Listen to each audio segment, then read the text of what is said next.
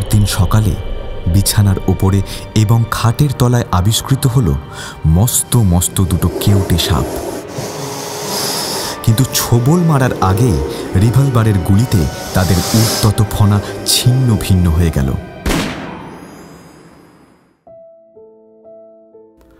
টক থিয়েটারের আজকের নিবেদন এক গোয়েন্দা গল্প। গোয়েন্দা গল্প শুনে নিশ্চয়ই ভাবছেন ব্যোমকেশ অজিত কিংবা ফেলুদা তোপসে। না, আজ আমরা নিয়ে এসেছি বাংলা সাহিত্যের জয়ন্ত মানিক জুটির গোয়েন্দা গল্প। নমস্কার, আপনাদের সকলকে স্বাগত জানাই টক থিয়েটারের অফিসিয়াল ইউটিউব চ্যানেলে, powered by one feather entertainment. আজ আমরা আপনাদের জন্য নিয়ে এসেছি হেমেন্দ্র কুমার রায় রচিত গোয়েন্দা গল্প মরণ খেলা। গল্প পাঠে ও জয়ন্তর ভূমিকায় সৌপ্তিক মল্লিক, মানিকের চরিত্রে আলাপন মুখার্জি, শশাঙ্কের ভূমিকায় শ্যামল মজুমদার, কুমুদের চরিত্রে শুভম মণ্ডল ও অন্যান্য চরিত্রে তন্ময় চ্যাটার্জি, শুভম মণ্ডল ও সৌপ্তিক মল্লিক।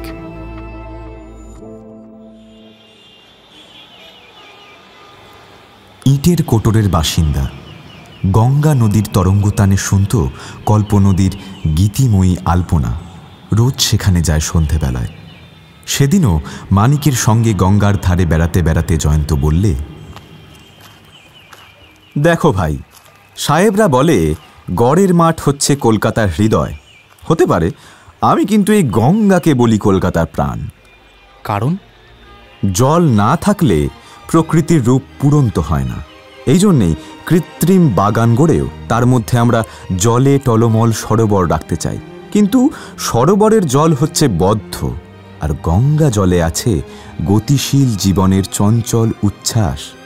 দিনে সূর্য করে হাজার হীরার মালা পরে গান গেয়ে গেয়ে নাচে, রাত্রে নীলাকাশের চাঁদতারাকে পৃথিবীতে নামিয়ে দেখায় স্বপ্নলোকের সঙ্গীতময় পরিপুরি। অন্ধকারেও তার গভীর কলকোলাহলে পাওয়া যায় কোনো অজানা রহস্যলোকের বাণী।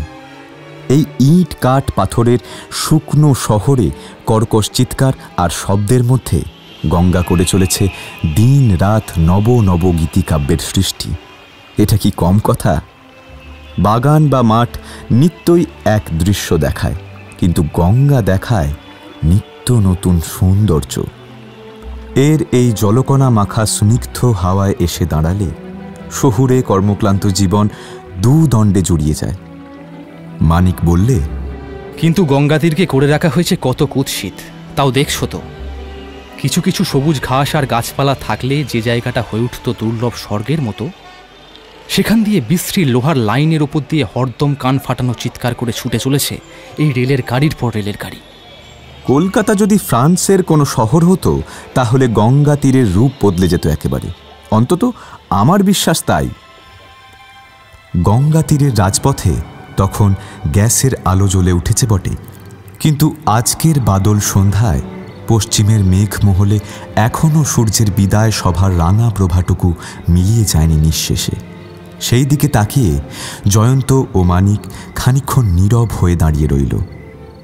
পশ্চিমে রঙের রঙ্গমঞ্চ অন্ধকার জবনিকায় অদৃশ্য হয়ে গেল।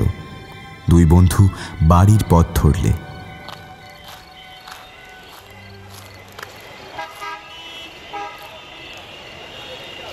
যখন তারা প্রায় বাড়ির কাছে এসে পড়েছে, তখন দেখলে ইন্সপেক্টর সুন্দরবাবু আরেকটি লোকের সঙ্গে এগিয়ে আসছেন হন্তদন্তের মতো।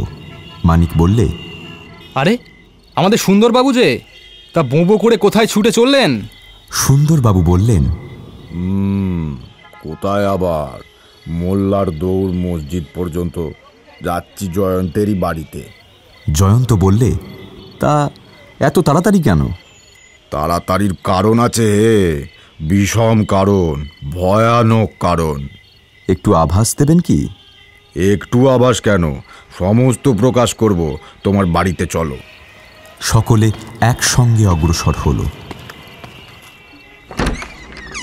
জয়ন্তের বাড়িতে ঢুকে বৈঠকখানায় একখানা কাউচের উপর বসে সুন্দরবাবু বললেন, জয়ন্ত, ইনি হচ্ছেন আমার বন্ধু শশাঙ্ক।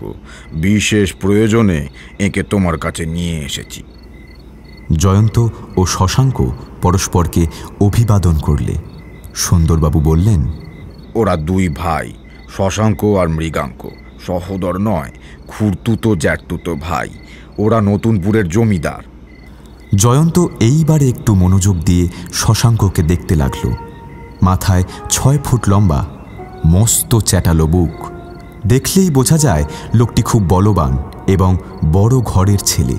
কিন্তু তার মাথার চুলগুলো উস্কো খুস্কো, চোখে মুখে ভয় দুর্ভাবনার ভার এবং বেশভূষা ছন্ন ছাড়ার মতো। জয়ন্ত বেশ বুঝলে সুন্দরবাবু স্বয়ং যখন এই দুশ্চিন্তাগ্রস্ত লোকটিকে নিয়ে বিশেষ প্রয়োজনে তার কাছে এসে হাজির হয়েছেন, মামলাটি তখন সামান্য নয়। সে একখানা চেয়ার টেনে নিয়ে বসে পড়ে বললে, নতুনপুর আমি চিনি, সে তো কলকাতার খুব কাছেই। সুন্দরবাবু বললেন, হ্যাঁ, কলকাতা থেকে 20-22 মাইল হবে।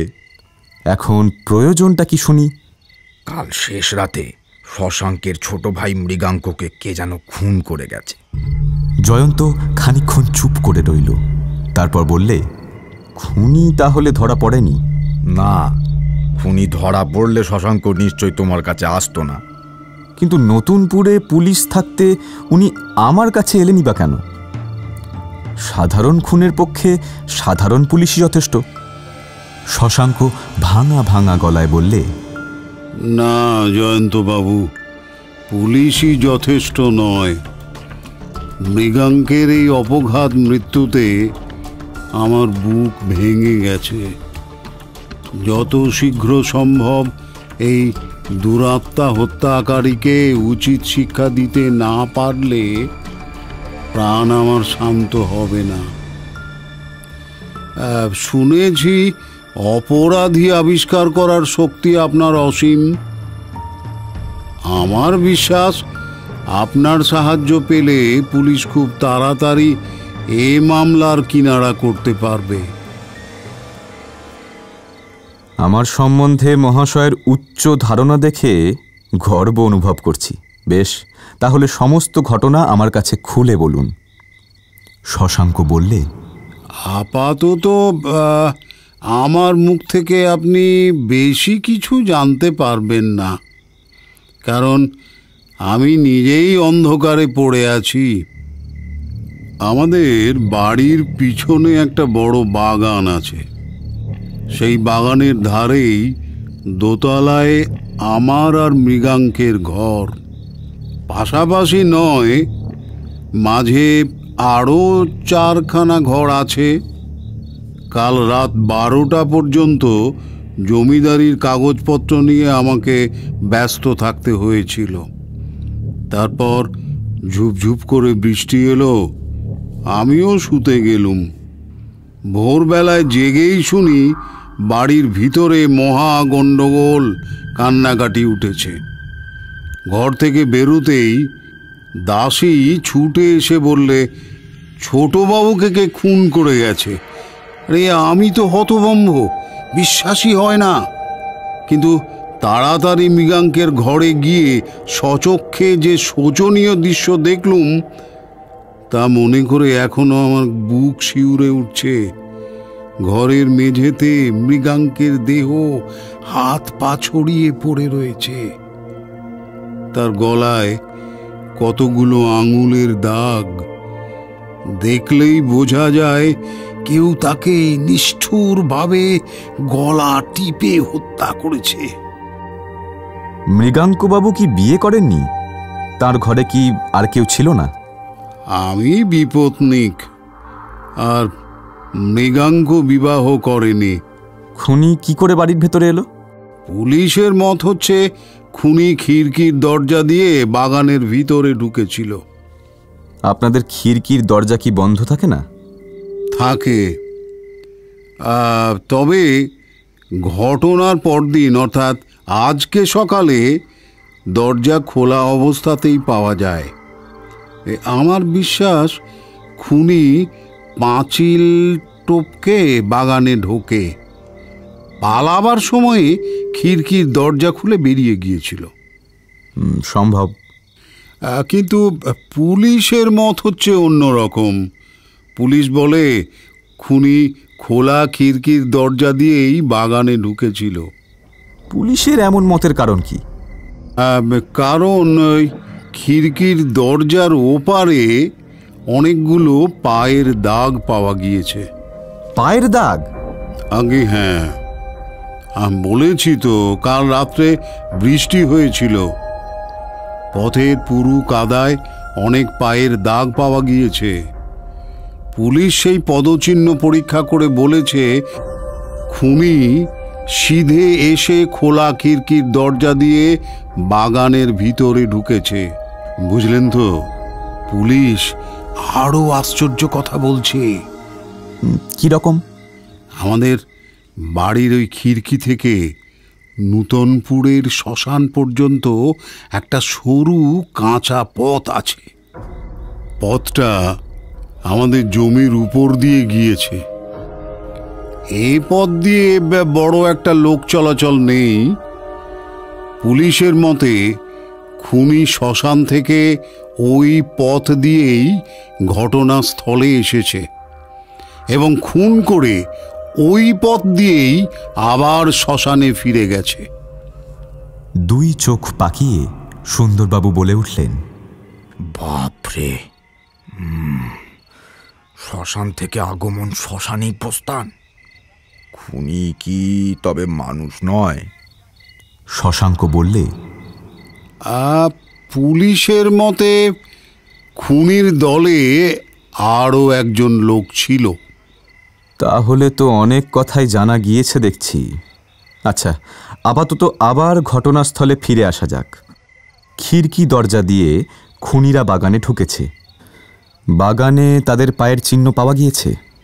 না, বাগানের পথে লাল কাঁকড় ঢালা, সেখানে তো পায়ের ছাপ পড়ে না। বাগান থেকে বাড়িতে ঢোকবার জন্য নিশ্চয়ই কোনো দরজা আছে? আছে, কিন্তু সে দরজা ঘটনার পরেও বন্ধ ছিল। খুনিরা নিশ্চয়ই অন্য কোনো উপায়ে বাড়ির ভিতরে ঢুকে আবার বেরিয়ে গিয়েছে। তারা মৃগাঙ্কবাবুর ঘরে ঢুকলো কেমন করে? মৃগাঙ্কের একটা বদ অভ্যাস ছিল। গ্রীষ্ম আর বর্ষাকালেও গুমোটের সময় সে ঘরের জানলা দরজা বন্ধ রাখত না। জমিদার বাড়িতে অনেক লোকজন থাকাই স্বাভাবিক। কেউ খুনিদের সাড়া পেয়েছে, কেউ না। তারা এসেছে গিয়েছে যেন ছায়ার মতো নীরবে। মৃগাঙ্কবাবুর ঘর থেকে কিছু চুরি গিয়েছে? একটা কুটোও না। তবে তাকে খুন করার উদ্দেশ্য কি? কারোর সঙ্গে তার শত্রুতা ছিল? শশাঙ্ক অনেকক্ষণ চুপ করে রইল। তারপর ধীরে ধীরে বললে, আমার মনে যে সন্দেহ হচ্ছে, শুনুন তাহলে। এই নতুনপুরের শ্মশানে কাল ভৈরবের একটা পুরনো মন্দির আছে। আমাদেরই মাইনে করা একজন পূজারী রোজ সেখানে গিয়ে পুজো করে আসে। দিন তিনেক আগে পূজারী সেখানে গিয়ে দেখে কোথা থেকে এক সন্ন্যাসী এসে সেই মন্দির দখল করে বসেছে। বলে এবার থেকে সেই হবে এখানকার সেবায়িত, আর কাউকে মন্দিরের ভিতরে ঢুকতে দেবে না। পূজারী এসে আমাদের কাছে নালিশ জানায়। এটা হচ্ছে পরশু সকালের কথা। মৃগাঙ্ক ভারী রাগী মেজাজের লোক ছিল। সে তো তখনই ক্ষেপে ওঠে, শ্মশানে গিয়ে সন্ন্যাসীকে ধরে খুব মারপিটও করে। বলে, কাল থেকে তোকে যদি এখানে দেখতে পাই তাহলে একেবারে খুন করে ফেলব। সন্ন্যাসী পরশু রাত্রি অদৃশ্য হয়, কিন্তু যাবার সময় নাকি অভিশাপ দিয়ে যায়। তেরাত্রি পোয়াবার আগে সে অপরাধের প্রতিশোধ নেবে। জয়ন্ত বলল, তাহলে আপনার বিশ্বাস এই খুনের মূলে আছে সেই সন্ন্যাসী? বিশ্বাস নয়, সন্দেহ। সন্ন্যাসীকে নতুনপুরের কেউ চেনে না? না না, লোকে তাকে সেই প্রথমই দেখলে। তাহলে সে কেমন করে আপনাদের বাড়ির পথঘাট চিনলে? কেমন করে জানলে মৃগাঙ্কবাবু কোন ঘরে শয়ন করতেন? এ প্রশ্নের উত্তর দেওয়া কঠিন। আপনি যা বললেন তাতে মনে হচ্ছে এখন আগে আমাদের দরকার আপনাদের বাড়িটা দেখা। মোটরে নতুনপুর যেতে বেশিক্ষণ লাগবে না। সুন্দরবাবুও কি আমাদের সঙ্গে সাথী হবেন?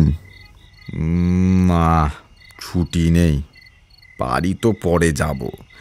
আর সত্যি কথা বলতে কি, খুনি যেখানে শ্মশান থেকে আসে আর শ্মশানে ফিরে যায়, সেখানে তোমরা কেউ আমাকে পাবার আশা করো না। বড় বড় চারিটি মহল ও মস্ত বাগান নিয়ে নতুনপুরের জমিদার বাড়ি প্রায় ৩০-৩৫ বিঘে জমি দখল করে দাঁড়িয়ে আছে। বহুকালের পুরাতন অট্টালিকা, নিয়মিত সংস্কার অভাবে মলিন ও জীর্ণ। অধিকাংশ ঘরই অন্ধকার, মাঝে মাঝে দূরে দূরে মিটমিট করে কেরোসিনের আলো জ্বলছে, অত্যন্ত বিষণ্ণভাবে। তীক্ষ্ণ দৃষ্টিতে এই সব লক্ষ্য করে জয়ন্ত ও মানিক মনে মনে বুঝলে শশাঙ্কবাবু জমিদার হতে পারেন, কিন্তু তার আর্থিক অবস্থা আশাপ্রদ নয়। শশাঙ্ক তাদের নিয়ে আগে গেল বাগানের ভিতরে। বাগান বলতে আমরা যা বুঝি একে তা বলা যায় না। ছোট ছোট ফুল গাছের চারা সেখানে নেই বললেই হয়। মানধাতার আমলের বুড়ো বুড়ো অশ্বত্থ, বট, আম, জাম, কাঁঠাল, তাল, নারিকেল গাছ যেখানে সেখানে ভিড় করে দাঁড়িয়ে রীতিমতো অরণ্যের সৃষ্টি করেছে। ইলেকট্রিক টর্চের আলো ইতস্তত চালনা করে জয়ন্ত ও মানিক দেখলে প্রকাণ্ড এক পুকুরে সবুজ পানার চাদর ছিঁড়ে মাঝে মাঝে চকচক করছে কালো জল। মানিক বললে, শশাঙ্কবাবু, আমি তো দেখছি আপনারা তো দস্তুর মতো ম্যালেরিয়া চাষ করেছেন মশাই। এই পুকুরে রোজ কত লক্ষ মশা জন্মায় তার হিসেব রেখেছেন? আজ আমাদের ভগ্ন দশা। শুনেছি আগে আমাদের বাৎসরিক আয় ছিল 5 লক্ষ টাকা, কিন্তু সেই আয় এখন দাঁড়িয়েছে বাৎসরিক 20,000-এ। আচ্ছা, মৃগাঙ্কবাবু যখন বিবাহ করেননি তখন তার সম্পত্তি তো আপনিই পাবেন, তাই তো? হ্যাঁ, কিন্তু ভাইকে হারিয়ে সম্পত্তি আমার বিষের মতো মনে হচ্ছে। মৃগাঙ্কের বউ ছেলে থাকলেই আমি খুশি হতুম। পায়ে পায়ে সকলে খিড়কির সামনে এসে দাঁড়ালো। শশাঙ্ক দরজার পাল্লা খুলে বললে, এইখানে পদচিহ্ন পাওয়া গেছে। জয়ন্ত মাটির উপরে আলো ফেলে পরীক্ষা করে বললে, আজ দিনের বেলাতেও এখানে বৃষ্টি হয়েছিল? হ্যাঁ, খুব জোরে। দেখতেই পাচ্ছি। সমস্ত চিহ্ন প্রায় ধুয়ে মুছে গিয়েছে। আমারই দুর্ভাগ্য, ওগুলো দেখতে পেলে উপকার হতো। শশাঙ্কবাবু, আজ হাজার হাজার বৎসর ধরে ওই পদচিহ্নই হাজার হাজার চোর ডাকাত খুনিকে ধরিয়ে দিয়ে আসছে। যাদের চোখ আর মস্তিষ্ক শিক্ষিত, পদচিহ্নের ভিতর থেকে তারা বহু গুপ্ত ইতিহাস আবিষ্কার করতে পারেন। হ্যাঁ, তাই তো শুনেছি, কিন্তু কিচ্ছু ভাববেন না। পুলিশের কাছ থেকে আপনি পদচিহ্নের অনেক কথাই জানতে পারবেন। নিজের চোখে দেখায় আর পরের মুখে শোনায় যথেষ্ট তফাৎ। তবু এও মন্দের ভালো। এখানে তদারক করতে কে এসেছিলেন?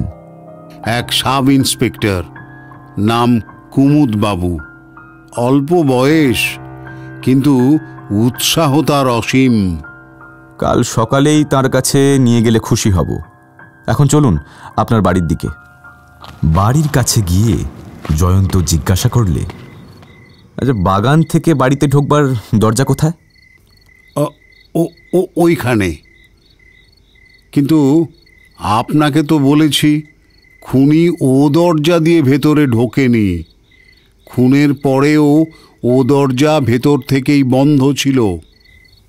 সেইখানে দাঁড়িয়ে জয়ন্ত বাড়িখানাকে বেশ ভালো করে দেখে নিয়ে বললে, মানিক, তুমি শশাঙ্কবাবুর সঙ্গে এইখানে দাঁড়িয়ে খানিকক্ষণ কথাবার্তা কও। ততক্ষণ আমি বাড়িটাকে একবার প্রদক্ষিণ করে আসি। জয়ন্ত চলে গেল। শশাঙ্ক বললে, মানিকবাবু, আপনার বন্ধুর নাম ডাক তো খুব শুনি। আপনার কি মনে হয় উনি এ মামলার কিনারা করতে পারবেন তো? জয়ন্ত এর থেকে ঢের বেশি শক্ত মামলার কিনারা করেছে। শশাঙ্ক আর কিছু বললে না। মিনিট 15 পরে জয়ন্ত বাড়ির অন্য দিক দিয়ে ফিরে এলো। তাকে ঘন ঘন নস্যি নিতে দেখে মানিক আশ্বস্ত হলো, কারণ সে জানে কোনো দরকারি সূত্র আবিষ্কার করতে পারলে ঘন ঘন নস্যি নেয় তার বন্ধু। শশাঙ্কবাবু, আপনার যে পূর্বপুরুষ এই বাড়িখানা তৈরি করেছিলেন তিনি খুব হুঁশিয়ার ব্যক্তি। এই কথা কেন বলছেন? চারিদিকে আমি নিজে বারবার করে চেষ্টা করে দেখলুম, কিন্তু বাহির থেকে কোনো কৌশলেই উপরে উঠতে পারলাম না। তাহলে খুনি কেমন করে বাড়ির দোতলায় উঠল? বাড়ির ভিতর থেকে খুনের আগে আর পরে এই দরজা খুলে আর বন্ধ করে দিয়েছে। শশাঙ্ক প্রবল মস্তকান্দোলন করে বললেন, না, অসম্ভব। তাহলে বলতে হয় খুনের আগে আর পরে এ দরজা খোলা ছিল। না না না, তাও অসম্ভব। আমি নিজে দেখেছি দরজা বন্ধ। তাহলে বাড়ির কোথাও গুপ্তদ্বার আছে, খুনি সে খবর জানে।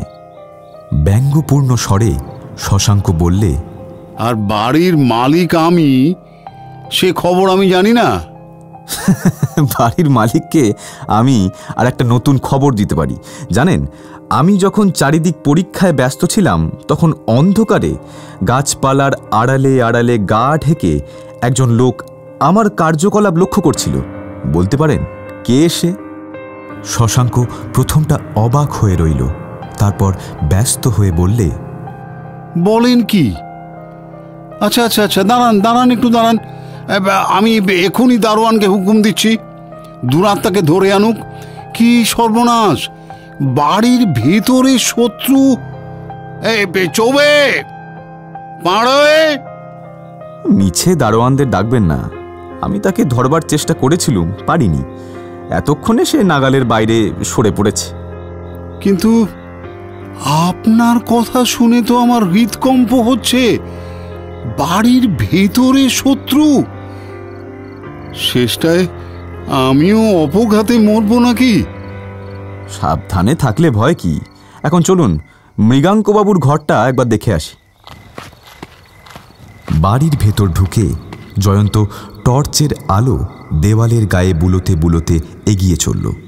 তারপর সিঁড়ির দ্বিতীয় ধাপেই দাঁড়িয়ে পড়ে বলল, শশাঙ্কবাবু, খুনি গলা টিপে ধরাতে মৃগাঙ্কবাবুর মুখ দিয়ে রক্ত উঠেছিল। শশাঙ্ক বিস্মিত স্বরে বলে উঠলে, কিন্তু আপনি কি করে জানলেন? দেখুন। বলেই জয়ন্ত সিঁড়ির দেওয়ালের এক জায়গায় টর্চের আলো স্থির করলে।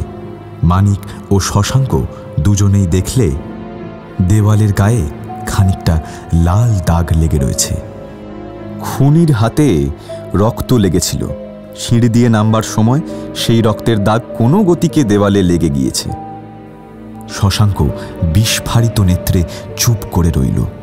মানিক বললে, এই দাগই প্রমাণ করছে যে খুনি খুনের পরেই সিঁড়ি দিয়ে নিচে নেমেছে, আর তারপরই সে ওই বাগানের দরজা দিয়ে বাইরে বেরিয়ে গেছে। অথচ শশাঙ্কবাবু দেখেছেন দরজা বন্ধ। সে দরজা বাড়ির ভেতর থেকে কে বন্ধ করলে? মানিক বললে, আচ্ছা জয়ন্ত, সেই কি আজ অন্ধকারে তোমার উপরে পাহারা দিচ্ছিল?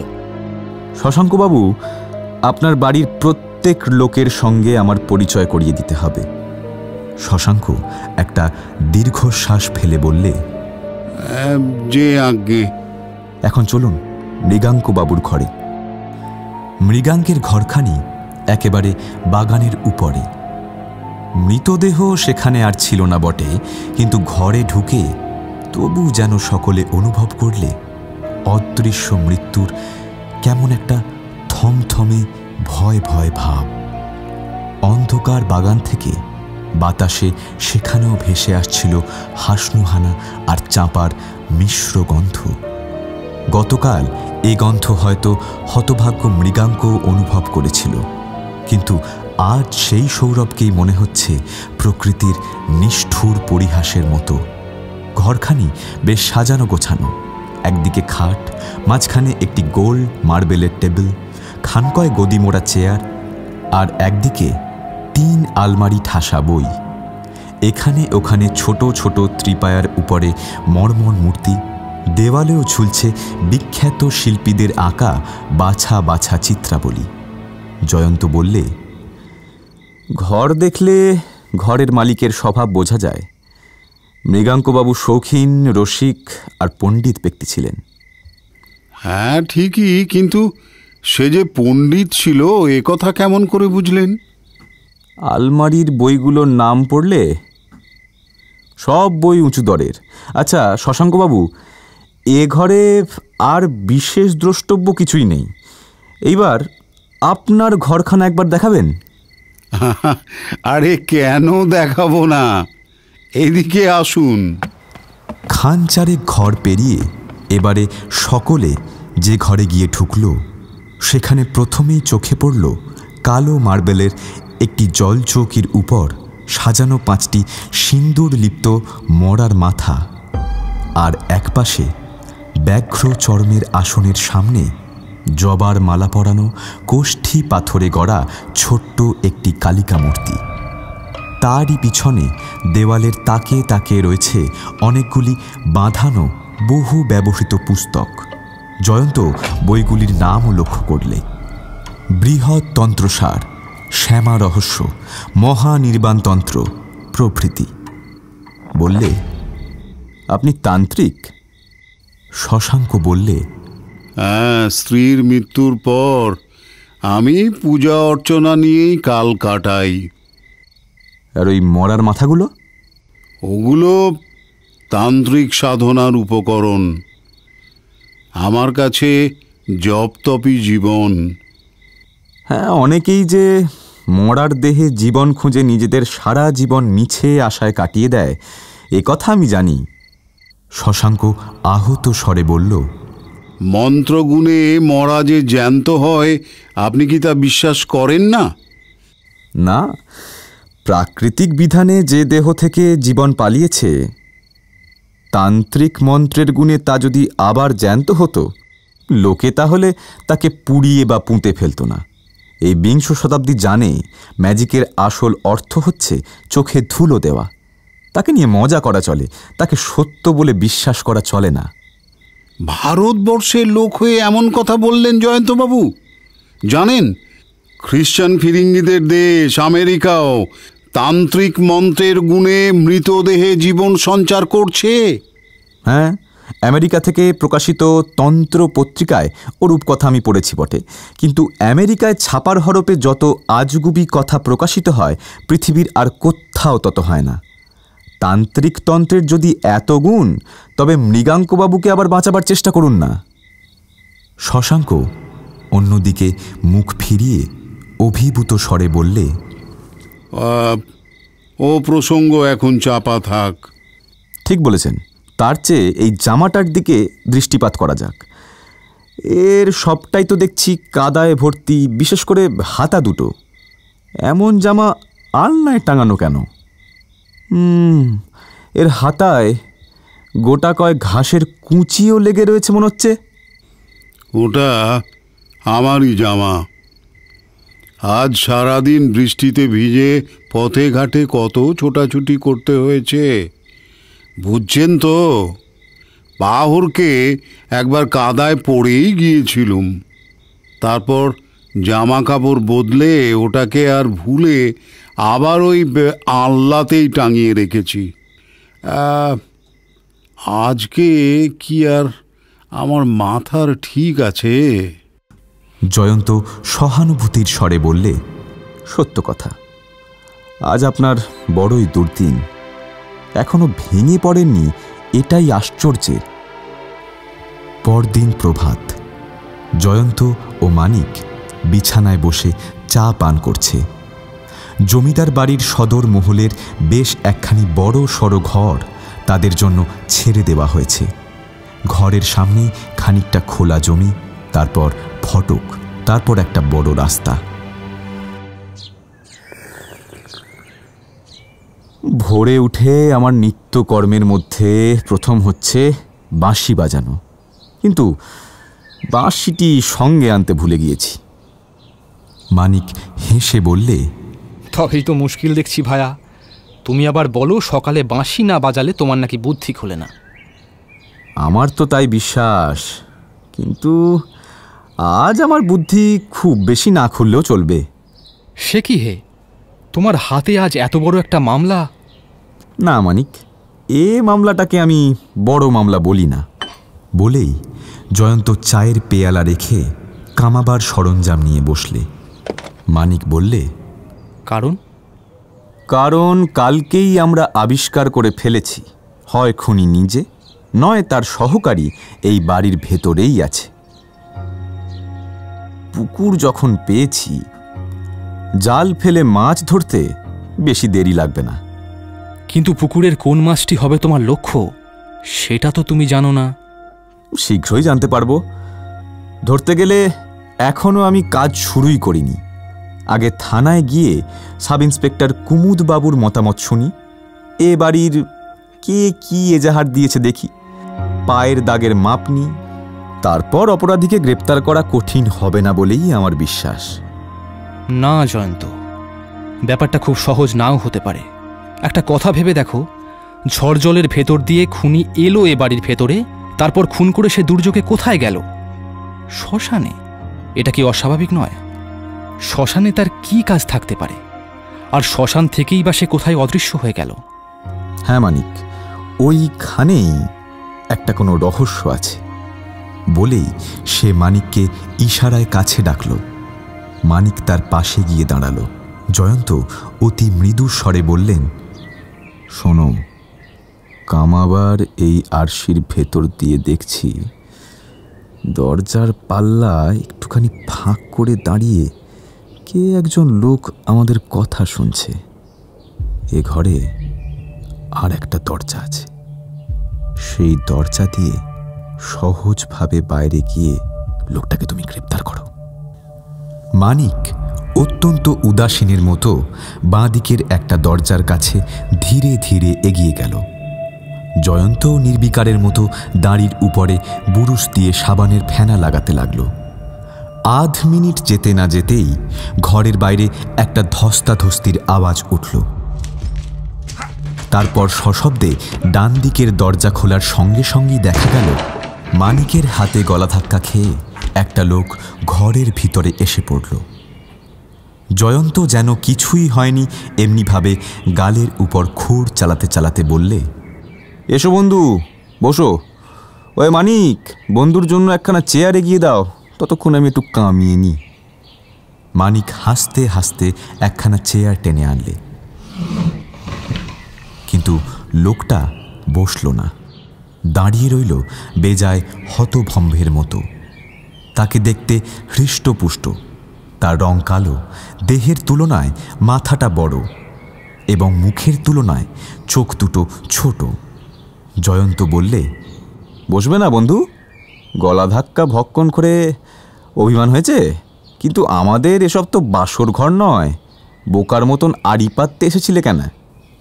লোকটা বললে, না না মশাই, আমি আড়ি পাততে আসিনি, আমি আপনাকে ডাকতে এসেছিলুম। এতটা অনুগ্রহ কেন? শশাঙ্ক বাবু আপনাকে ডাকতে বললেন। তুমি কে? এ বাড়ির সরকার। নাম? সুরেন্দ্রমোহন দে। জয়ন্ত কামাতে কামাতেই কথা কইছিল। একটু নীরব থেকে ঠোঁটের উপরটা সাফ করে বললে, ওয়ে মানিক, তুমি একবার শশাঙ্কবাবুর কাছে যাও, জেনে এসো তিনি আমাকে কেন ডেকেছেন। মানিক চলে গেল। কামাতে কামাতেই জয়ন্ত বললে, আরে আরে সুরেন, কোথা যাও? আরশির ভেতর দিয়ে তোমার চলন্ত ছবি যে আমি জ্বলন্ত দেখতে পাচ্ছি। দাঁড়াও সুরেন, যেও না। কিন্তু সুরেন থামল না, বরং গতি বাড়িয়ে দিয়ে পালায় আর কি। জয়ন্ত চোখের নিমেষে উঠে দাঁড়িয়ে দুই লাফে বাঘের মতো সুরেনের কাছে গিয়ে পড়ল এবং তারপরে এক হাতে তার গলা চেপে ধরে তাকে বিড়াল ছানার মতোই মাটি থেকে টেনে শূন্যে তুলে আবার ঘরের ভিতরে ছুঁড়ে ফেলে দিল। ধপাস করে মাটিতে আছড়ে পড়ে সুরেন আর্তনাদ করে উঠল। আবার আরশির সম্মুখে গিয়ে বসে খুর তুলে নিয়ে জয়ন্ত শান্ত স্বরেই বললে, চুপ করে ওইখানে বসে থাকো, এবারে নড়লে আর বাঁচবে না। সুরেন বুঝলে সে আজ কোনো মিষ্টভাষী জমের খপ্পরে পড়েছে। সে আর পালাবার চেষ্টা করলে না। মানিক ফিরে এসে বলল, শশাঙ্কবাবু বললেন তিনি তোমাকে ডাকেননি। জয়ন্তের কামানো শেষ হলো। তোয়ালে দিয়ে মুখ মুছতে মুছতে সে বললে, সুরেন, এখন তোমার বক্তব্য কি? সুরেন মাথা হেঁট করে বসে রইল, জবাব দিল না। তাহলে কাল রাতে বাগানে আমার পিছু নিয়েছিলে তুমি? সুরেন তাড়াতাড়ি উঠে বলল, না না, আমি নই। এ কথা সত্যি হলে বলতে হবে শশাঙ্কবাবুর বাড়িতে তোমার মতন জীব আরও আছে। খুনিকে দরজাকে খুলে দিয়েছিল তুমি? সুরেন কাঁদো কাঁদো গলায় বলে উঠল, দোহাই মশাই, এ খুনোখুনির ভেতরে আমাকে আর জড়াবেন না। আমি দিন দুঃখী, সামান্য মাইনের চাকরি করি, খুন ডাকাতির ধার ধারি না। দয়া করে আমাকে ছেড়ে দিন মশাই, ছেড়ে দিন। তীব্র ও তীক্ষ্ণ দৃষ্টিতে জয়ন্ত খানিকক্ষণ মৌন মুখে লোকটির দিকে তাকিয়ে রইল। সুরেনের মনে হলো দুটো প্রচণ্ড চক্ষু যেন দস্যুর মতন তার মনের ভেতরে ঢুকে সমস্ত গুপ্ত কথা লুণ্ঠন করছে। হঠাৎ জয়ন্ত হো হো করে হেসে উঠে বললে, সুরেন, আমি বুঝেছি তুমি মস্ত একখানা কাপুরুষ। যাও, বিদায় হও, কিন্তু সাবধান, এ বাড়ি ছেড়ে পালিও না। পালালেই মরবে। কাল কি পরশু তোমাকে আমি দু একটা কথা জিজ্ঞাসা করব, ঠিক জবাব দিলে তোমার কোনো ভয় নেই। সুরেন অতি দ্রুত পদে প্রস্থান করলে। মানিক বললে, ওকে ছেড়ে দিলে কেন? ও হয়তো অনেক কথাই বলতে পারত। তা পারত, পরে আমাকেও বলবে। আপাতত ওকে আমি হাতে রাখতে চাই। এমন সময় শশাঙ্কের প্রবেশ। এসেই প্রশ্ন, আচ্ছা, আমি যে আপনাকে ডেকেছি এ কথা আপনার কাছে কে বললে? আপনাদের সরকার। সুরেন ভুল বলেছে, এজন্য আমি ওকে শাস্তি দেব। দরকার নেই, চলুন শশাঙ্কবাবু, এইবারে আমরা থানার সাব ইন্সপেক্টর কুমুদবাবুর সঙ্গে আলাপ করতে চাই। পদচিহ্নের ইতিহাস শুনতে হবে। আপনি প্রস্তুত তো? হ্যাঁ।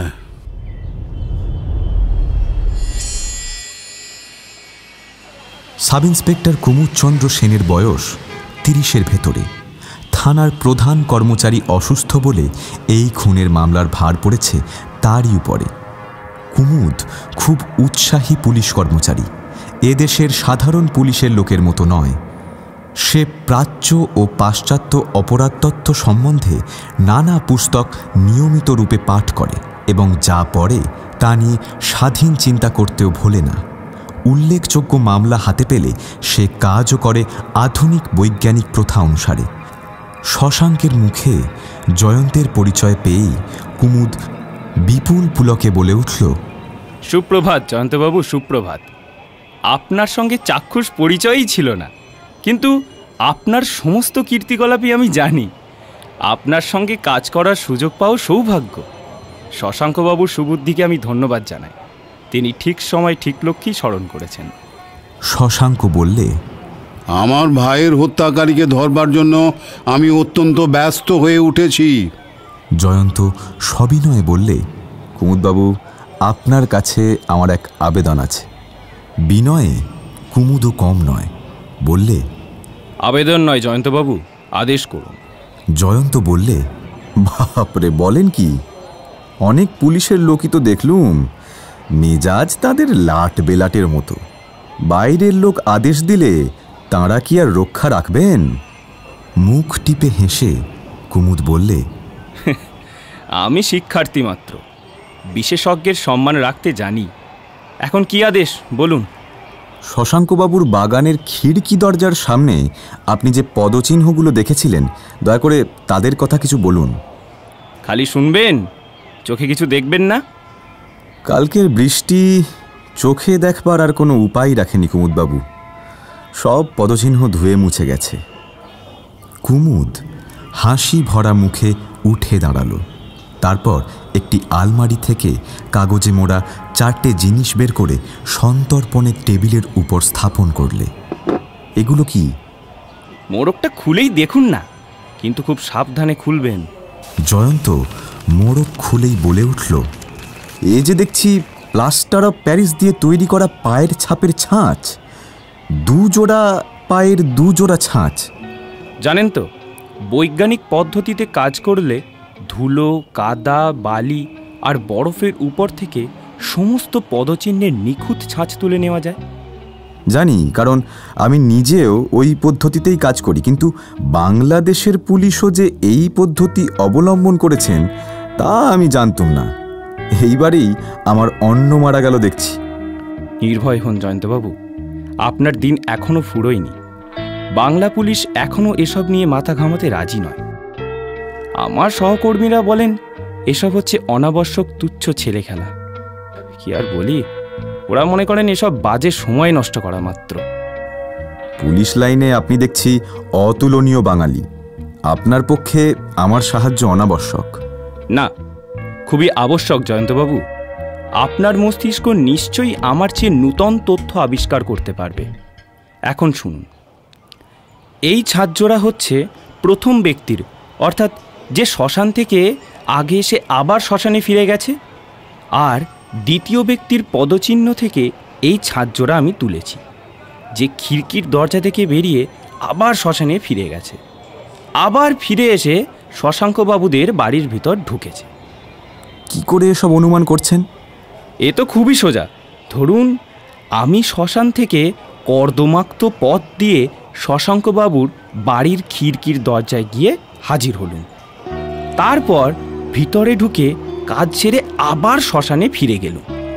তারপর আপনি বেরোলেন খিড়কি দিয়ে ওই একই পথে।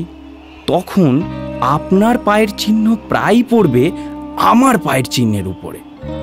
তারপর আপনি যখন শ্মশান থেকে ফিরবেন, তখন আপনার পায়ের চিহ্ন মাঝে মাঝে কেবল আমার উপরে নয়, আপনার নিজের আগেকার শ্মশানমুখ পদচিত্রের উপরে গিয়ে পড়বে। কেমন, তাই নয় কি? আপনার যুক্তি অকাট্য। মোট কথা, প্রথম ব্যক্তি শ্মশান থেকে এসে আবার সেইখানেই ফিরে গেছে। আশ্চর্যের বিষয়, তারপর সে যে কোথায় গেল পদচিহ্ন দেখে আর তো বোঝবার উপায় নেই। শ্মশানে উপস্থিত হয়েই সে যেন অশরীরী হয়ে হাওয়ায় মিলিয়ে গেছে। সে শ্মশানেও নেই, অথচ সে যে শ্মশান থেকেও বেরোয়নি এ সম্বন্ধে আমি নিঃসন্দেহ। কিন্তু দ্বিতীয় ব্যক্তি যে শ্মশানে গিয়ে আবার বাড়িতে ফিরে এসেছে, পদচিহ্ন তার যথেষ্ট প্রমাণ দিচ্ছে। প্রশংসা ভরা কণ্ঠে জয়ন্ত বললে, কুমুদবাবু, আপনার সূক্ষ্ম দৃষ্টির পরিচয় পেয়ে মুগ্ধ হলাম। মানিক এতক্ষণ পরে বললে, কুমুদবাবু, আমার দৃষ্টি আপনার মতো সূক্ষ্ম নয় বটে, কিন্তু আপনি যে সিদ্ধান্তে উপনীত হয়েছেন তার ওপরে কি নির্ভর করা উচিত? কেন উচিত নয়? প্রথমত, খুনি কে? সে যদি সেই সন্ন্যাসী হয়, তাহলে সে তো সেই আগের দিন রাত্রিবেলায় শ্মশান থেকে বিদায় হয়েছিল, আর আপনাদের মতে এ খুন হয়েছে শ্মশান থেকেই। দ্বিতীয়ত, খুনি শ্মশান থেকেই বা এলো কেন? আবার খুন করে শ্মশানেই বা ফিরে গেল কেন? তৃতীয়ত, খুনি শ্মশান থেকে কি উপায়ে অদৃশ্য হয়ে গেল?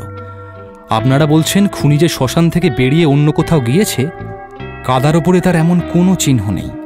আর খুনির সহকারী বা শশাঙ্কবাবুর বাড়ির কোনো লোক কি উদ্দেশ্যে খুনের পর আবার শ্মশানে ফিরে গিয়েছিল? সে কি খুনির সঙ্গে দেখা করতে গিয়েছিল, না খুনিকে ধরতে গিয়ে দেখা না পেয়ে ফিরে আসতে বাধ্য হয়েছিল? আর যে প্রশ্নটা আমাকে বড্ড ভাবাচ্ছে, এই দ্বিতীয় ব্যক্তি আসলে কে? সে কি খুনির বন্ধু নাকি শত্রু? কুমুদ বললে, নিশ্চয়ই বন্ধু না হলে এতক্ষণে সে আত্মপ্রকাশ করত। ইতিমধ্যে শশাঙ্ক প্লাস্টারের একজোড়া পদচিহ্ন তুলে নিয়ে কৌতূহলী দৃষ্টিতে পরীক্ষা করছিল। আচম্বিতে সে দুটো তার হাত ফসকে মাটির উপরে পড়ে টুকরো টুকরো হয়ে ভেঙে গেল এবং সঙ্গে সঙ্গেই সে, এই রে যা, কুমুদ হতাশভাবে ভগ্নাংশগুলোর দিকে তাকিয়ে দুঃখিত স্বরে বলল, কি করলেন শশাঙ্কবাবু? এত পরিশ্রম মিথ্যে করে দিলেন? শশাঙ্ক কাঁচু মাচু মুখে বললে, আমাকে আমাকে মাফ করুন কুমুদবাবু, আপনাদের কথা শুনতে শুনতে অন্যমনস্ক হয়ে গিয়েছিলাম, তাই এই বিপত্তি। আচ্ছা আচ্ছা, এই ছাঁচ কি নূতন করে আর তোলা যায় না?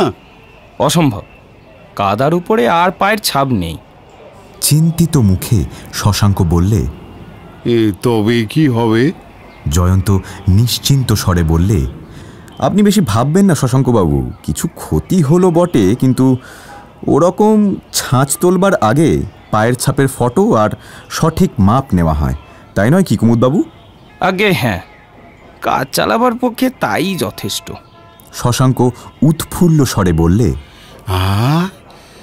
শুনে হাঁপ ছেড়ে বাঁচলুম, আমার যা ভয় হয়েছিল। জয়ন্ত হাসতে হাসতে বললে, মা ভই, কিন্তু বাকি ছাঁচ জোড়ার দিকে দয়া করে আর নজর দেবেন না। শশাঙ্ক জিভ কেটে বললে, পাগল, আর আমি ওই দিকে তাকাই? বলেই হুড় হুড় করে চেয়ার টেনে নিয়ে টেবিলের কাছ থেকে 5 হাত তফাতে গিয়ে বসল। কুমুদ বললে, ডিটেকটিভের পক্ষে এমন সুন্দর ছাঁচ পাবার সুযোগ বড় একটা ঘটে ওঠে না। এখানে আমার সৌভাগ্যের কারণ হচ্ছে 3টি। প্রথমত, বিষম দুর্যোগ হলেও মাটিকে নরম করে ঘটনার আগেই বৃষ্টি থেমে গেছে। দ্বিতীয়ত, শশাঙ্কবাবুর বাড়ি থেকে শ্মশানের সরু পথ দিয়েও বড় একটা লোক চলাচল নেই। তৃতীয়ত, নতুনপুরের শ্মশান নির্জন জায়গায়। ঘটনার রাত্রি ও পরদিন সকাল পর্যন্ত সেখানে কেউ মরা পোড়াতে যায়নি। কাজেই পায়ের ছাপগুলো এমন নিখুঁত অবস্থায় পেয়েছি যে ছাপানো গল্পের বইয়ের মতোই তাদের কথা অনায়াসে পাঠ করা যায়। ওই ছাপগুলো না পেলে আমি ধরতেই পারতুম না যে শশাঙ্কবাবুর বাড়ির ভিতরেই সব রহস্য জানে এমন কোনো লোক আছে। শশাঙ্ক বিমর্ষ মুখে ভগ্ন স্বরে বললে, আমার দুর্ভাগ্যের দেখছি শেষ নেই। মানিক বললে, কিন্তু পায়ের ছাপ না দেখেই তো জয়ন্ত সে কথা জানতে পেরেছেন। কুমুদ সবিস্ময়ে বললে, তাই নাকি? জয়ন্ত বললে, আমার দৃঢ় বিশ্বাস শশাঙ্কবাবুর বাড়ির ভিতর থেকেই খুনিকে কেউ দরজা খুলে দিয়েছিল। শশাঙ্ক তেমনই বিষণ্ণভাবেই বললে, এ কথা শুনে পর্যন্ত আমার জীবন বিষাক্ত হয়ে উঠেছে, মন সর্বদাই ছ্যাঁত ছ্যাঁত করছে। কুমুদ বললে, কারোর উপরে আপনার সন্দেহ হয়? শশাঙ্ক বললে, যদিও আমাদের আসল পরিবার বড় নয়, তবুও বাড়িতে আশ্রিত, পোষ্য, আত্মীয়, কর্মচারী, দাস দাসী আছে অনেক। হঠাৎ তাদের কার উপরে সন্দেহ করি বলুন তো? জয়ন্ত বললে, কিন্তু কাল রাতে আমি যখন বাগানে ছিলুম তখন কে একজন লুকিয়ে আমায় অনুসরণ করছিল। আবার আজ সকালেই ও বাড়ির সরকার সুরেন আড়ি পেতে মানিকের সঙ্গে আমার কথা শুনছিল। শশাঙ্ক প্রায় স্তম্ভিতের মতো বললে, হ্যাঁ বলেন কি? এত বড় আস্পর্ধা সুরেনের? কই কই এতক্ষণ তো এ কথা আমাকে আপনি বলেননি। দরকার হয়নি তাই বলিনি। শশাঙ্ক ক্রোধে প্রায় অবরুদ্ধ স্বরে বললে, আজকেই আমি সুরেনকে তাড়িয়ে দেব। হতভাগা, পাজি, নিমক হারাম। কুমুদ দাঁড়িয়ে উঠে বললে, আপনি তাড়িয়ে দেবার আগেই আমি সুরেনকে গ্রেপ্তার করব। মানিক বললে, কিন্তু কি প্রমাণে? আড়ি পাতলেই তো আর কেউ খুনির সহকারী হয় না। কুমুদ বললে, তা জানি, আইনের কেতাবে আড়ি পাতা একটা অপরাধ বলে গণ্য নয়, কিন্তু সুরেন যখন লুকিয়ে আপনাদের কথা শুনছিল তখন নিশ্চয়ই তার মনের ভেতরে পাপ আছে। হয়তো তার পায়ের মাপ দ্বিতীয় ব্যক্তির পায়ের মাপের সঙ্গে মিলে যাবে। আপাতত পরীক্ষা করব বলেই গ্রেপ্তার করব। জয়ন্ত রূপোর নস্যিদানি বার করে নস্যি নিতে নিতে বললে, হ্যাঁ গ্রেপ্তার করবেন, ইতিমধ্যে সে যদি না চম্পট দিয়ে থাকে। কুমুদ বললে, পালাবে? অসম্ভব। শশাঙ্কবাবুর বাড়ির চারিদিকেই পুলিশ পাহারায় বসেছে, সেখান থেকে এখন একটা মাছিও আর পালাতে পারবে না। জয়ন্ত আর এক টিপ নস্যি নিয়ে বললে, আপনি দেখছি অতি সজাগ ব্যক্তি। আমার সাহায্য আপনার কাছে বাহুল্য মাত্র। চলুন তাহলে শ্রীমান সুরেনের সন্ধানে মহা সমারোহে যাত্রা করা যাক।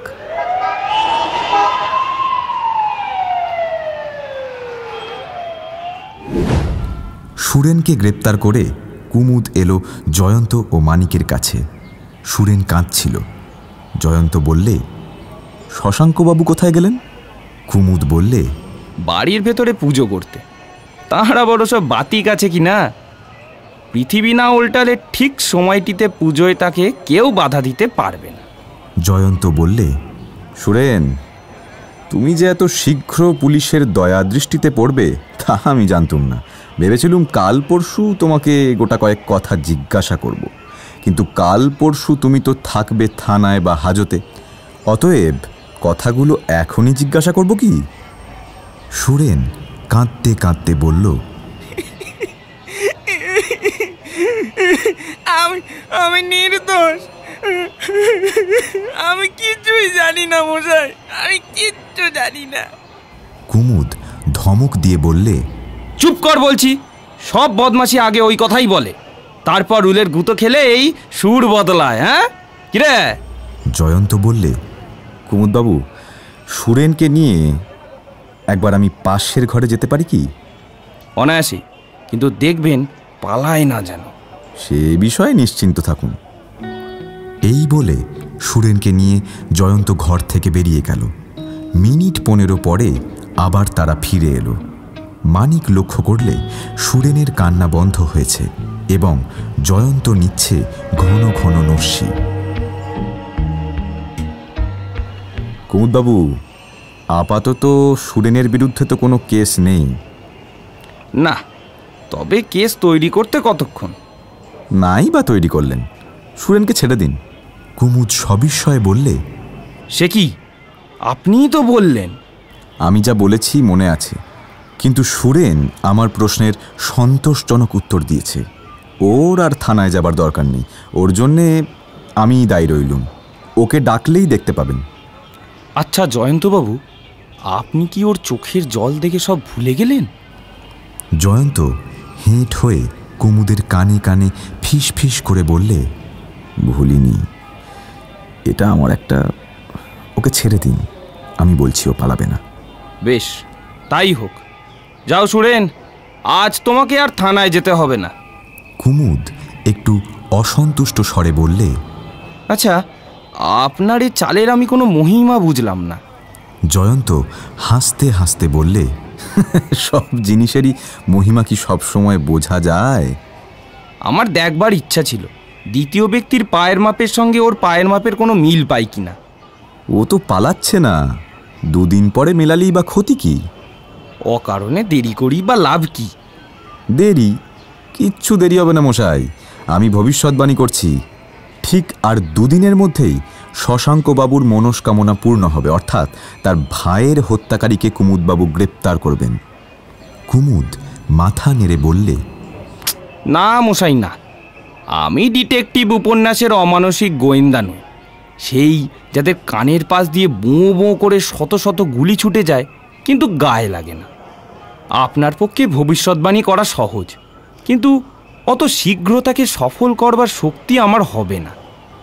বেশ, আমার ভবিষ্যৎবাণী না হয় ব্যর্থই হবে, কিন্তু ও কথা রেখে এখন বলুন তো, আপনি আর কোনো নতুন তথ্য আবিষ্কার করতে পেরেছেন কি না? নতুন তথ্য? হ্যাঁ, আপনার প্রশ্ন শুনে একটা কথা মনে পড়ে গেল, কিন্তু কথাটা হচ্ছে ভারী অদ্ভুত। কীরকম?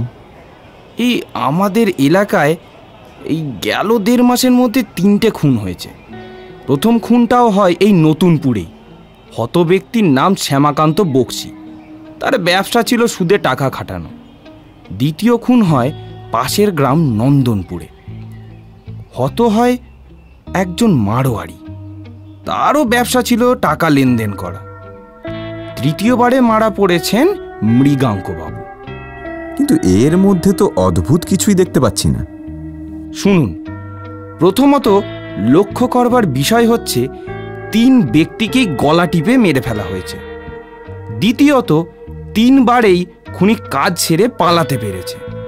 তৃতীয়ত 3 বারেই খুনের আগের দিন একজন করে মানুষ অদৃশ্য হয়েছে। জয়ন্ত উত্তেজিতভাবে দাঁড়িয়ে উঠে বলল, তার মানে? প্রথম খুনের আগের দিন থেকেই নতুনপুরের চাঁড়াল পাড়ার একটি লোকের খোঁজ পাওয়া যাচ্ছে না। দ্বিতীয় খুনের আগের দিন এখানকার এক গোয়ালা অদৃশ্য হয়েছে, এখনো তার কোনো সন্ধান মেলেনি।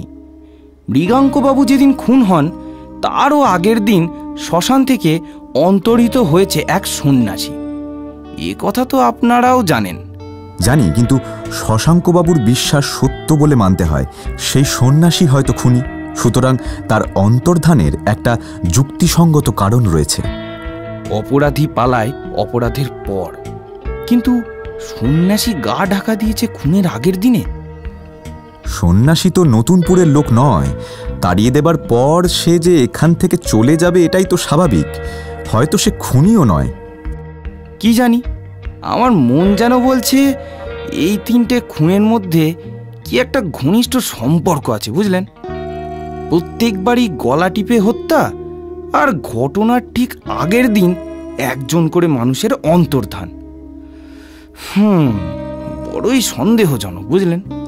মানিক বললে, কিন্তু যারা অদৃশ্য হয়েছে তাদের সঙ্গে হত্যাকারীর কি সম্পর্ক থাকতে পারে? কিছুই বুঝতে পারছি না, বুঝলেন?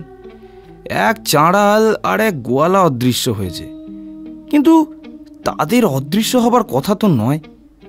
তারা বাসা থেকে অন্য কাজে বেরিয়ে আর ফেরেনি। তাদের আত্মীয়রা আর পুলিশ অনেক খুঁজেও তাদের কোনো সন্ধান পায়নি, জানেন? তাদের সঙ্গে 2 ব্যক্তির পরিচয় পর্যন্ত ছিল না। যদি মানুষ চুরি বলি তাহলে প্রশ্ন ওঠে, তাদের মতো গরিব লোককে চুরি করে কি লাভ হবে? হ্যাঁ, তারা শিশু নয়, জোয়ান ব্যক্তি। সন্ন্যাসী না হয় চলে গেছে বা পালিয়েছে, কিন্তু তারা কোথায় গেল? জয়ন্তবাবু, প্রায় উপরি উপরি এইসব মামলার কিনারা হচ্ছে না বলে আমাদের থানার ভারী দুর্নাম হচ্ছে, জানেন? জয়ন্ত গম্ভীর মুখে ভাবতে ভাবতে বললে, কুমুদবাবু, আপনি ঘটনার ধারাকে আবার অন্যদিকে নিয়ে গেলেন যে। ভেবেছিলুম আপনার সঙ্গে আজ একবার নতুনপুরে শ্মশান পরিদর্শনে যাব, তার হলো না দেখছি। কেন? শ্মশান পরিদর্শন কালকের জন্য তোলা রইল। প্রথম আর দ্বিতীয়বারে যারা খুন আর অদৃশ্য হয়েছে তাদের ঠিকানা দিন দেখি, আমি কিছু খবরাখবর নিয়ে আসি। পুলিশ যেখানে হাল ছেড়ে দিয়েছে এতদিন পরে, সেখানে গিয়ে আপনি কি আর নতুন আবিষ্কার করবেন? তবু চেষ্টা করে দেখতে দোষ কি? বেশ, যা ভালো বোঝেন করুন, কিন্তু বলছি এ মাকড়সার জালের কোনোদিনই হদিশ পাবেন না। জবাবে জয়ন্ত কেবল একটুখানি মুচকে হাসল।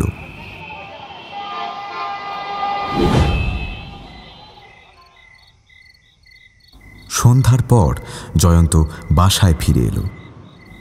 মানিক বললে, আমাকে সারাদিন একলা ফেলে নিজে তো দিব্যি টহল দিয়ে চলে এলে। আমি গুনছি করি কাঠ আর তুমি টানছো নস্যি। তোমার যত নস্যি তত ফুর্তি।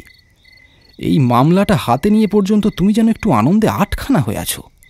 তা এত আনন্দ কিসের হে বন্ধু? মামলাটা ছেলে খেলার মতো সহজ বলে।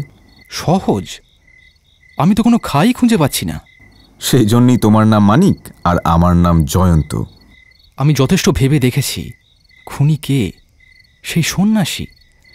আর কাল রাতে বাগানে যে তোমার পিছু নিয়েছিল সে কি সুরেন, নাকি শশাঙ্কবাবুর বাড়ির অন্য কোনো লোক, নাকি শ্মশানে গিয়ে যে অদৃশ্য হয়েছিল সেই মানুষটি? তা সারাদিন ধরে তো তদবির করে এলে, কোনো সঠিক উত্তর পেলে? অপেক্ষা করো বন্ধু, হয়তো কাল উত্তর দিতে পারবো। হয়তো আমার ভবিষ্যৎবাণী মিথ্যা হবে না। তুমি চলে যাওয়ার পর কুমুদবাবু কি বলছিলেন জানো? কি? কুমুদবাবু বললেন তিনি কাল এ বাড়ির সকলের পায়ের মাপ নেবেন। তারপর? সেই দ্বিতীয় ব্যক্তির পায়ের মাপের সঙ্গে যার পা মিলবে তিনি তাকেই গ্রেপ্তার করবেন। কি অপরাধে? খুনি সহকারী হিসেবে। তিনি গ্রেপ্তার করতে পারেন না। পারেন না? না, আসামি বলবে আমি খুনিকে ধরবার জন্য তার পিছু নিয়েছিলাম, তারপর ধরতে না পেরে ফিরে এসেছি। তাহলে প্রশ্ন ওঠে, পুলিশকে আগে সে কথা জানাননি কেন? সে বলবে ভয়ে। বুঝেছ মানিক, আইন আছে বটে, কিন্তু আইনেই আইনকে ফাঁকি দেবার উপায়ও আছে। কুমুদবাবু এত সহজে কেল্লা ফতে করতে পারবেন না।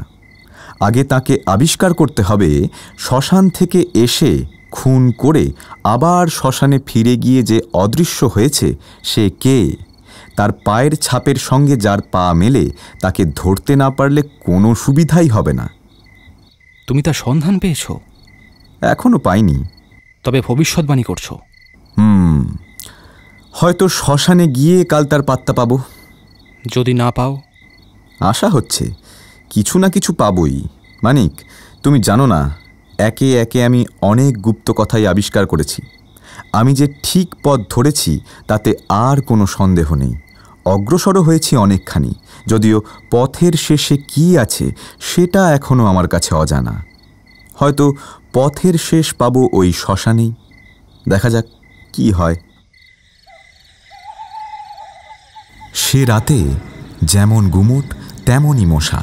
মশারি ফেললে আরও গরম হয় এবং মশারি তুললে প্রাণ যায় যায়। জয়ন্ত মশার জ্বালাতনে বিরক্ত হয়ে বললে, দেখ, মশার সঙ্গে আর লড়তে পারি না। মানিক, তোমার অবস্থা কেমন? আর বলো না ভায়া, ভয়াবহ। শত শত ফুলের খোঁচায় সর্বাঙ্গে শত শত ছিদ্র হয়ে গেছে। উফ, প্রাণ পাখি বুঝি আর দেহর ভেতরে আটকে রাখা যায় না হে। সেই সব ছিদ্র দিয়ে সে উড়ে যেতে চায়। উফ, গরমে যেন ঘেমে নিয়ে উঠেছি। বাগানে গিয়ে খানিকটা পায়চারি করে আসবে? সাধু সাধু সাধু প্রস্তাব। সমর্থন করবার জন্য আমি এই গাত্রোত্থান করলুম। দুই বন্ধুতে ঘরের দরজা খুলে বাইরে গিয়ে দাঁড়ালো। নিশুতি রাত। কাছেই কোথাও পাড়ে, চোবে, দোবে প্রভৃতির নাকে নাকে নানান সুরের বাজনা বাজছে। চারিদিক থেকে তাদের সঙ্গে টক্কর দেবার জন্য ব্যাঙের দলও বসিয়েছে জলসা। ঝিঁঝি পোকারাও হার মানতে রাজি নয়। তাদেরও পাড়ায় চলছে ঝিঁঝি রাগিনীর আলাপ। গাছে গাছে বসে পেঁচারাও বলছে, আমরাই বা চুপটি মেরে থাকবো কেন? আলাপ করতে না পারি, প্রলাপই বকব, শোনো। শব্দময়ী রাত্রি। শহুরে রাত তবু খানিকটা স্তব্ধ হয়, কিন্তু পাড়াগে কিংবা বন্য রাত্রি মৌন ব্রত অবলম্বন করতে শেখেনি। বাতাস আজ ধর্মঘট করেছে বলে গাছের দল গোলমাল ভুলে ঘুমিয়ে পড়েছে। কবিদের অত সাধের মর্মধ্বনি গেছে দেশ ছেড়ে পালিয়ে। চাঁদের আলোর এমন জোর নেই যে আকাশের রং বোঝা যায়। বিরক্ত তারাদের চোখ করছে পিটপিট পিটপিট। জয়ন্ত বললে, চলো পুকুরের দিকে পা চালানো যাক। সেখানে গেলে একটু একটু ঠান্ডা আমেজ পাওয়া যেতে পারে। আলো আধারি মাখা রহস্যের মধ্যে দিয়ে দুজন পুকুরের দিকে অগ্রসর হল। যখন তারা শশাঙ্কবাবুর ঘরের নিচে গিয়ে পড়েছে, তখন উপর থেকে শোনা গেল সুগম্ভীর সুরে মন্ত্র উচ্চারণ। ওম চিন্তয়ামি চ তন্যাম রক্ষমং সর্বদা সদা দিগম্বরিং করালশ্বং ঘোরদ্রংষ্টং ভয়ানকং কর্ণমূলে শব যুগ্মং স্থূলতুঙ্গপয়োধরং মহারৌদ্রিং মহাঘোরম শ্মশানলয়বাসিনীম। মানিক বললে, শশাঙ্কবাবু মনে হয় পুজোয় বসেছেন। দক্ষিণ কালিকার মন্ত্র আওড়ে বোধ হয় এই ঘুমোটের কবল থেকে নিস্তার পেতে চাইছেন। জয়ন্ত বললে, আমরা যে মন্ত্রতন্ত্র জানি না, জানলে হয়তো আজকের এই বেয়ারা গুমটকে জব্দ করে দিতাম দস্তুর মতো। তারা পুকুরের ঘাটে গিয়ে বসল। সত্যি সেখানে বেশ ঠান্ডা। খানিক আলোয় খানিক ছায়ায় ভরা জল করছে ঢলঢল। মাঝে মাঝে আকাশে মেঘ এসে তার বুকে ঘনিয়ে তুলেছে অন্ধকার। দুজনে নীরবে বসে রইল অনেকক্ষণ এবং সেখান থেকেই শুনতে লাগলো ভক্ত শশাঙ্কবাবু রসনা মন্ত্র পাঠ করছে ক্রমাগত।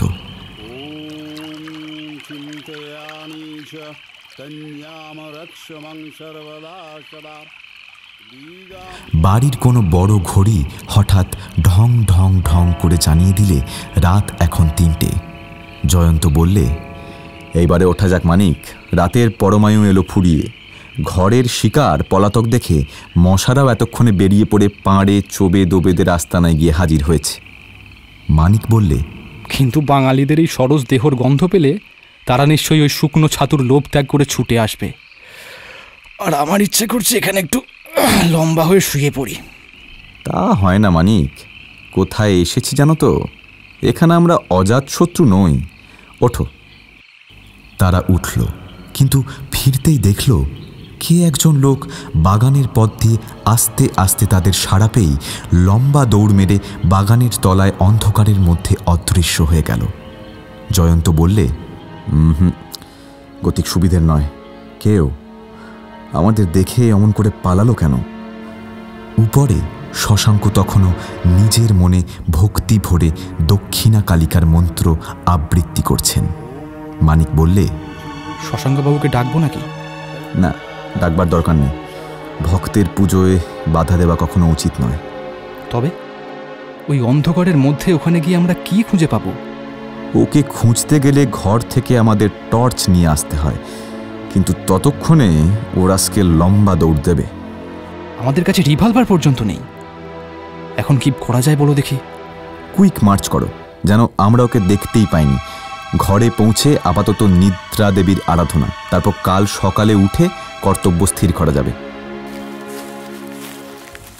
তারা দ্রুত পদে ঘরের দিকে এগোতে লাগল। লোকটাকে আর দেখা গেল না। তাদের ঘর যেদিকে, সেদিকের দালানে ওঠবার সিঁড়ির সামনে গিয়েই জয়ন্ত বললে, আমরা যখন ঘর থেকে বেরোই তখন তো এই বাক্সটা এখানে ছিল না। মানিক বললে, হয়তো ছিল বা ছিল না, আমি অতটা লক্ষ্য করিনি। জয়ন্ত বাক্সটা নেড়ে চেড়ে পরীক্ষা করতে করতে বললে, গোয়েন্দার সবচেয়ে বড় কর্তব্য হচ্ছে দৃষ্টিকে সজাগ রাখা সর্বদা। অন্যমনস্ক গোয়েন্দা গাধার চেয়েও নিচু দরের জীব। বাক্সটা সাধারণ প্যাকিং কেসের মতন দেখতে। তার দরজাটা টেনে তুলে ভেতরে আঘ্রাণ নিয়ে জয়ন্ত বললে, বিশ্রী বুনো বুনো গন্ধ বেরোচ্ছে। মানিক, এর ভেতরে কোনো জানোয়ার ছিল? এখন তো নেই। না, কিন্তু সে গেল কোথায়? বাক্সটা তো এখানে ছিল না, কোত্থেকে এলো? এর মধ্যে যে জন্তু ছিল সে কোথায় গেল? চুলোয় গেছে। জয়ন্ত, মিছে মাথা কামিও না, চলো, আমার ঘুম পাচ্ছে।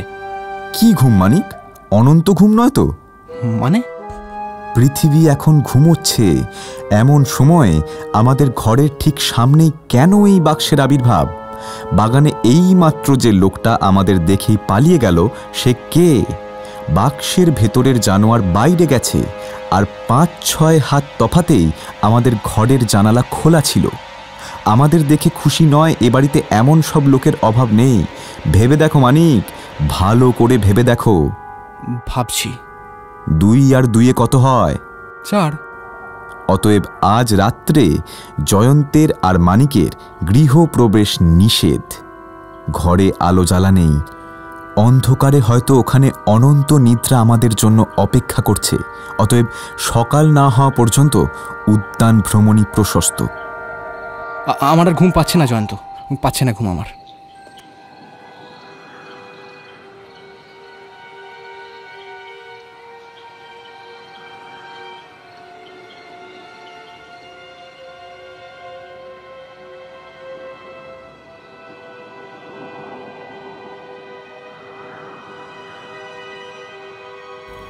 পরদিন সকালে বিছানার ওপরে এবং খাটের তলায় আবিষ্কৃত হল মস্ত মস্ত দুটো কেউটে সাপ। কিন্তু ছোবল মারার আগেই রিভলভারের গুলিতে তাদের উত্তত ফনা ছিন্ন ভিন্ন হয়ে গেল। বেলা আর একটু বাড়লে কুমুদ এসে হাজির হল। সমস্ত শুনে এবং মরা সাপ দুটো সচক্ষে দেখে খানিকক্ষণ স্তম্ভিত হয়ে রইল। তারপর বললে, না না না, আপনাদের আর এখানে থাকা উচিত নয়। জয়ন্ত হাসি মুখে বললে, আমাদের তো আর বেশিক্ষণ এখানে থাকবার প্রয়োজন হবে না। আমার ভবিষ্যৎবাণী মনে আছে তো? কালকের মধ্যেই আপনি খুনিকে গ্রেপ্তার করবেন। ঠাট্টা করে আমাকে আর লজ্জা দেবেন না জয়ন্তবাবু। আমার এলাকায় 3-3টে খুনি পলাতক, তাদের একজন আবার আমাদের কাছে থেকেই নতুন খুন করবার চেষ্টায় আছে, আর আমি কিছুই বুঝতে পারছি না। হ্যাঁ, ভালো কথা, শশাঙ্কবাবুকে সব সমস্ত বলেছেন? না, নিচে তাকে ব্যস্ত করে কি লাভ? কাল রাতে বাগানে যাকে দেখেছিলেন সে সুরেন নয় তো? দূর থেকে চিনতে পারিনি, সুরেন হলেও হতে পারে। সে কাপুরুষ আর নির্বোধ দুই। ও শ্রেণীর লোক ভয় পেলে সব করতে পারে। আর আপনি তাকেই ছেড়ে দিলেন? না জয়ন্তবাবু, আর আমি আপনার কথা শুনছি না। আজ এখনই আমি সুরেনকে গ্রেপ্তার করব। আজকের দিনটাও দয়া করে অপেক্ষা করুন। এখন আগে আমাকে একবার শ্মশানটা দেখিয়ে আনুন তো। মিথ্যেই সেখানে যাওয়া। সেখানে গিয়ে দেখবেন খালি কতকগুলো ভাঙা হাঁড়ি, 2-4 টুকরো হাড় আর ছাইয়ের গাদা। পদচিহ্নগুলো পর্যন্ত আর নেই। তবু একবার যাব। যে পথ দিয়ে খুনি গিয়েছিল সেই পথ দিয়েই আমি যাব। চলো মানিক। কুমুদবাবু, আপনি জনাচারেক পাহাড়ওয়ালা সঙ্গে নিয়ে নেবেন। কেন? সাবধানের মান নেই। আসুন, আমরা খিড়কির দরজা দিয়ে বেরিয়ে শ্মশানের পথ ধরব। বাগান দিয়ে সকলে খিড়কির দরজার দিকে যাচ্ছে। হঠাৎ শশাঙ্ক তাদের দেখতে পেল।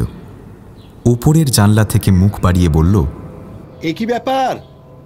সকলে মিলে দল বেঁধে কোথায় যাওয়া হচ্ছে? মানিক বললে, শ্মশান ভ্রমণে।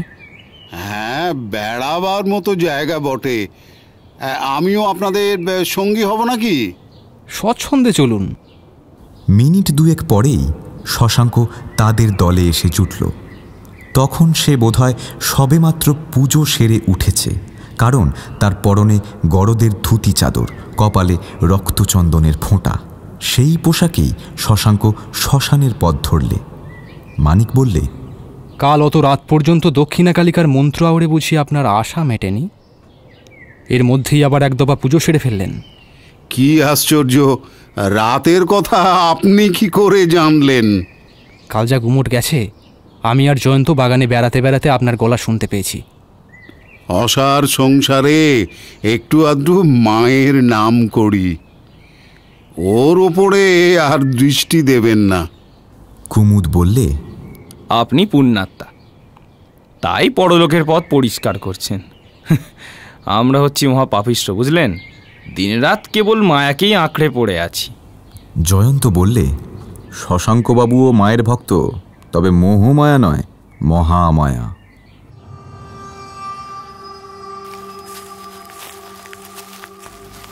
তারা শ্মশানের পথে এসে পড়ল। পথটা চড়ায় পুরো 4 হাতও হবে না বোধহয়। কখনো ছোট ছোট মাঠের ওপর দিয়ে, কখনো কাঁটা জঙ্গলের ভেতর দিয়ে, এবং কখনো বা বাঁশ বনের পাশ দিয়ে। সেই পথ এঁকে বেঁকে এগিয়ে প্রায় মাইল খানেক পরে শ্মশানে গিয়ে শেষ হয়েছে। এই পথটা শশাঙ্কবাবুদের নিজস্ব ব্যবহারের জন্যে। এর ধারে হাট বাজার বা বাড়িঘর নেই, কাজেই এখানে বড় একটা পথিকের দেখা পাওয়া যায় না। নতুনপুরের লোক শ্মশানে যায় বড় রাজপথ দিয়ে। কুমুদ আঙুল দিয়ে সকলের দৃষ্টি আকর্ষণ করে বললে, ঘটনার পর 3-4 বার বৃষ্টি হতে পদচিহ্নগুলো অনেক জায়গাতেই লুপ্ত হয়ে গেছে বটে, কিন্তু ওই দেখুন, মাঝে মাঝে অস্পষ্ট ছাপ কিন্তু এখনো দেখা যাচ্ছে। দেখুন, বৃষ্টি না হলে কঠিন কাদার উপরে ছাপগুলো আরো সুস্পষ্ট থাকত। ঘটনার পর পুলিশের লোক ছাড়া আর বোধহয় এই পথে কেউ আসেনি। এ পথে লোক না চলার আরো একটা কারণ আছে, জানেন? অনেকের বিশ্বাস এটা হচ্ছে ভুতুড়ে পথ। রাত্রে এখানে যারা দেখা দেয় তারা মানুষ নয়। পথটা মাঝে মাঝে চলার পাশ দিয়ে গেছে, তাই আলেয়া জলে। সেই জন্যই এই কুসংস্কার আর কি। শশাঙ্ক বললে, কেবল তাই নয়, কোনো কোনো ডানপিটের লোক রাত্রে এ পথে এসে আর বাড়িতে ফেরেনি। তাই নাকি? তাদের মৃতদেহ এই পথেই পাওয়া গিয়েছে? শশাঙ্ক গভীর স্বরে বললে, না, তাদের মৃতদেহ এখনো পাওয়া যায়নি। কুমুদ সচমকে বললে, পাওয়া যায়নি মানে? দেহশুদ্ধ লোকগুলোর প্রাণ কি পঞ্চভূতেই বিলীন হয়ে গেল? কি হলো, কোথায় গেল, কেউ তা জানে না।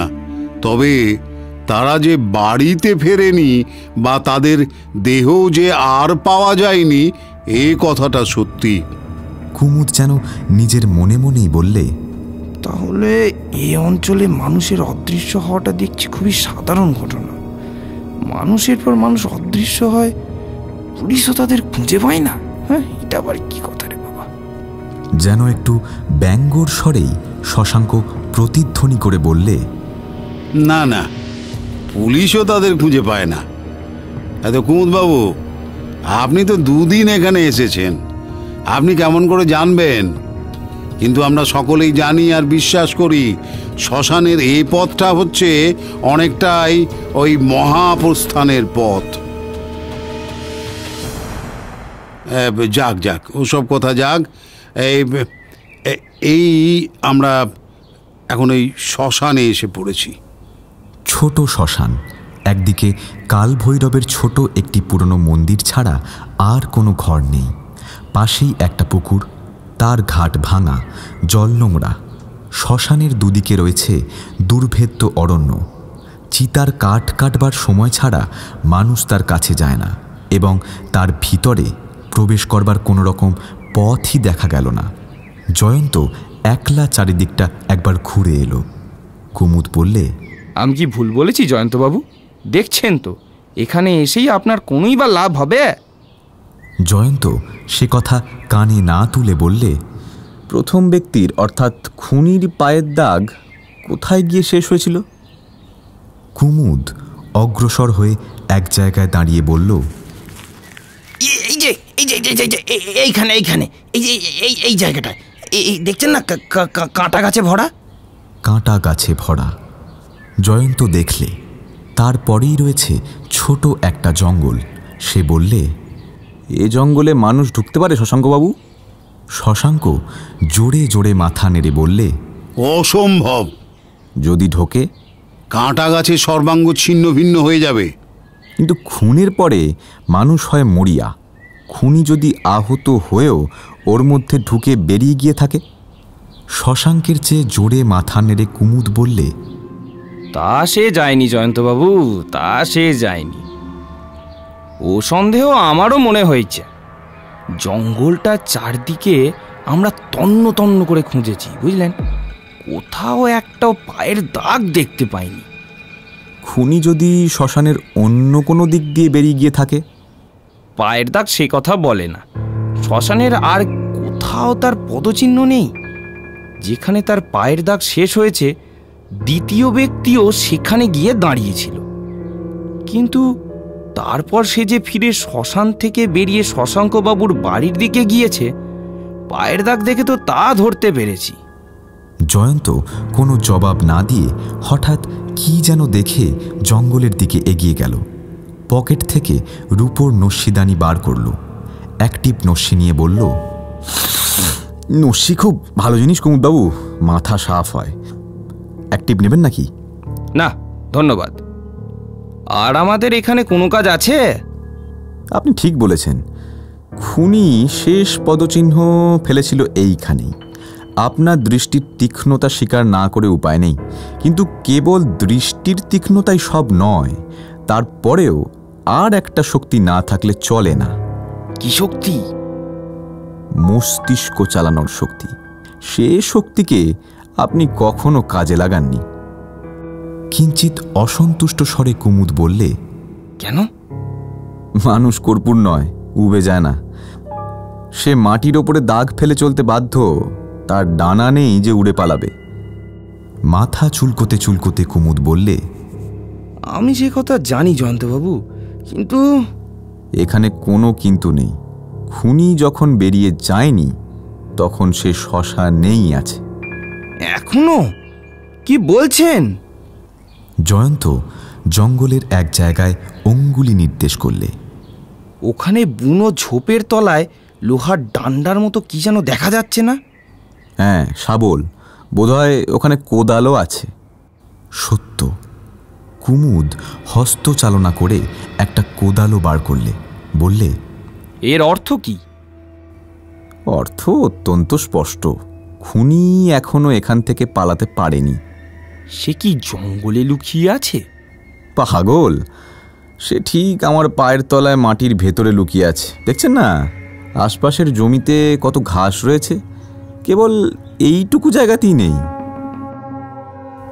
কুমুদ এক মুহূর্ত কি ভাবলে। জয়ন্তবাবু, স্বীকার করছি, গোয়েন্দাগিরিতে আপনার কাছে আমি শিশু। আপনি এত সহজে যে সত্য আবিষ্কার করলেন, তার জন্যে এতদিন ধরে আমরা অন্ধের মতো অন্ধকার হাতড়ে বেড়াচ্ছিলাম। ঠিক জমির এই অবস্থা, এই শাবল আর কোদাল দেখেই সব বোঝা যাচ্ছে। খুনিকে কেউ খুন করে এইখানে পুঁতে রেখেছে, তাই সে শ্মশান থেকে বেরোতে পারেনি। তাহলে দ্বিতীয় ব্যক্তি খুনির বন্ধু নয়, শত্রু? তাই তো মনে হচ্ছে। সে কে? সুরেন? না, অন্য কেউ। তার পায়ের মাপ আপনার কাছে আছে, সুতরাং প্রমাণের অভাব হবে না। তাকে আপনি জানেন? জানি বই কি, ওই যিনি শ্মশানের পথ দিয়ে দৌড় মেরেছেন রেসের ঘোড়ার মতো। উনি তো শশাঙ্ক বাবু, কিন্তু উনি অত ছুটছেন কেন? আছে, আপনি ওর পায়ের মাপ নেন। বলেন কি? আপনি কি অসম্ভবকেও সম্ভব করতে পারেন? আপনি কি জাদুকর নাকি? সেপাই শিগগির ওই বাবুর পিছনে ছোট, ও যেন পালাতে না পারে, ওকে ধরে আনো।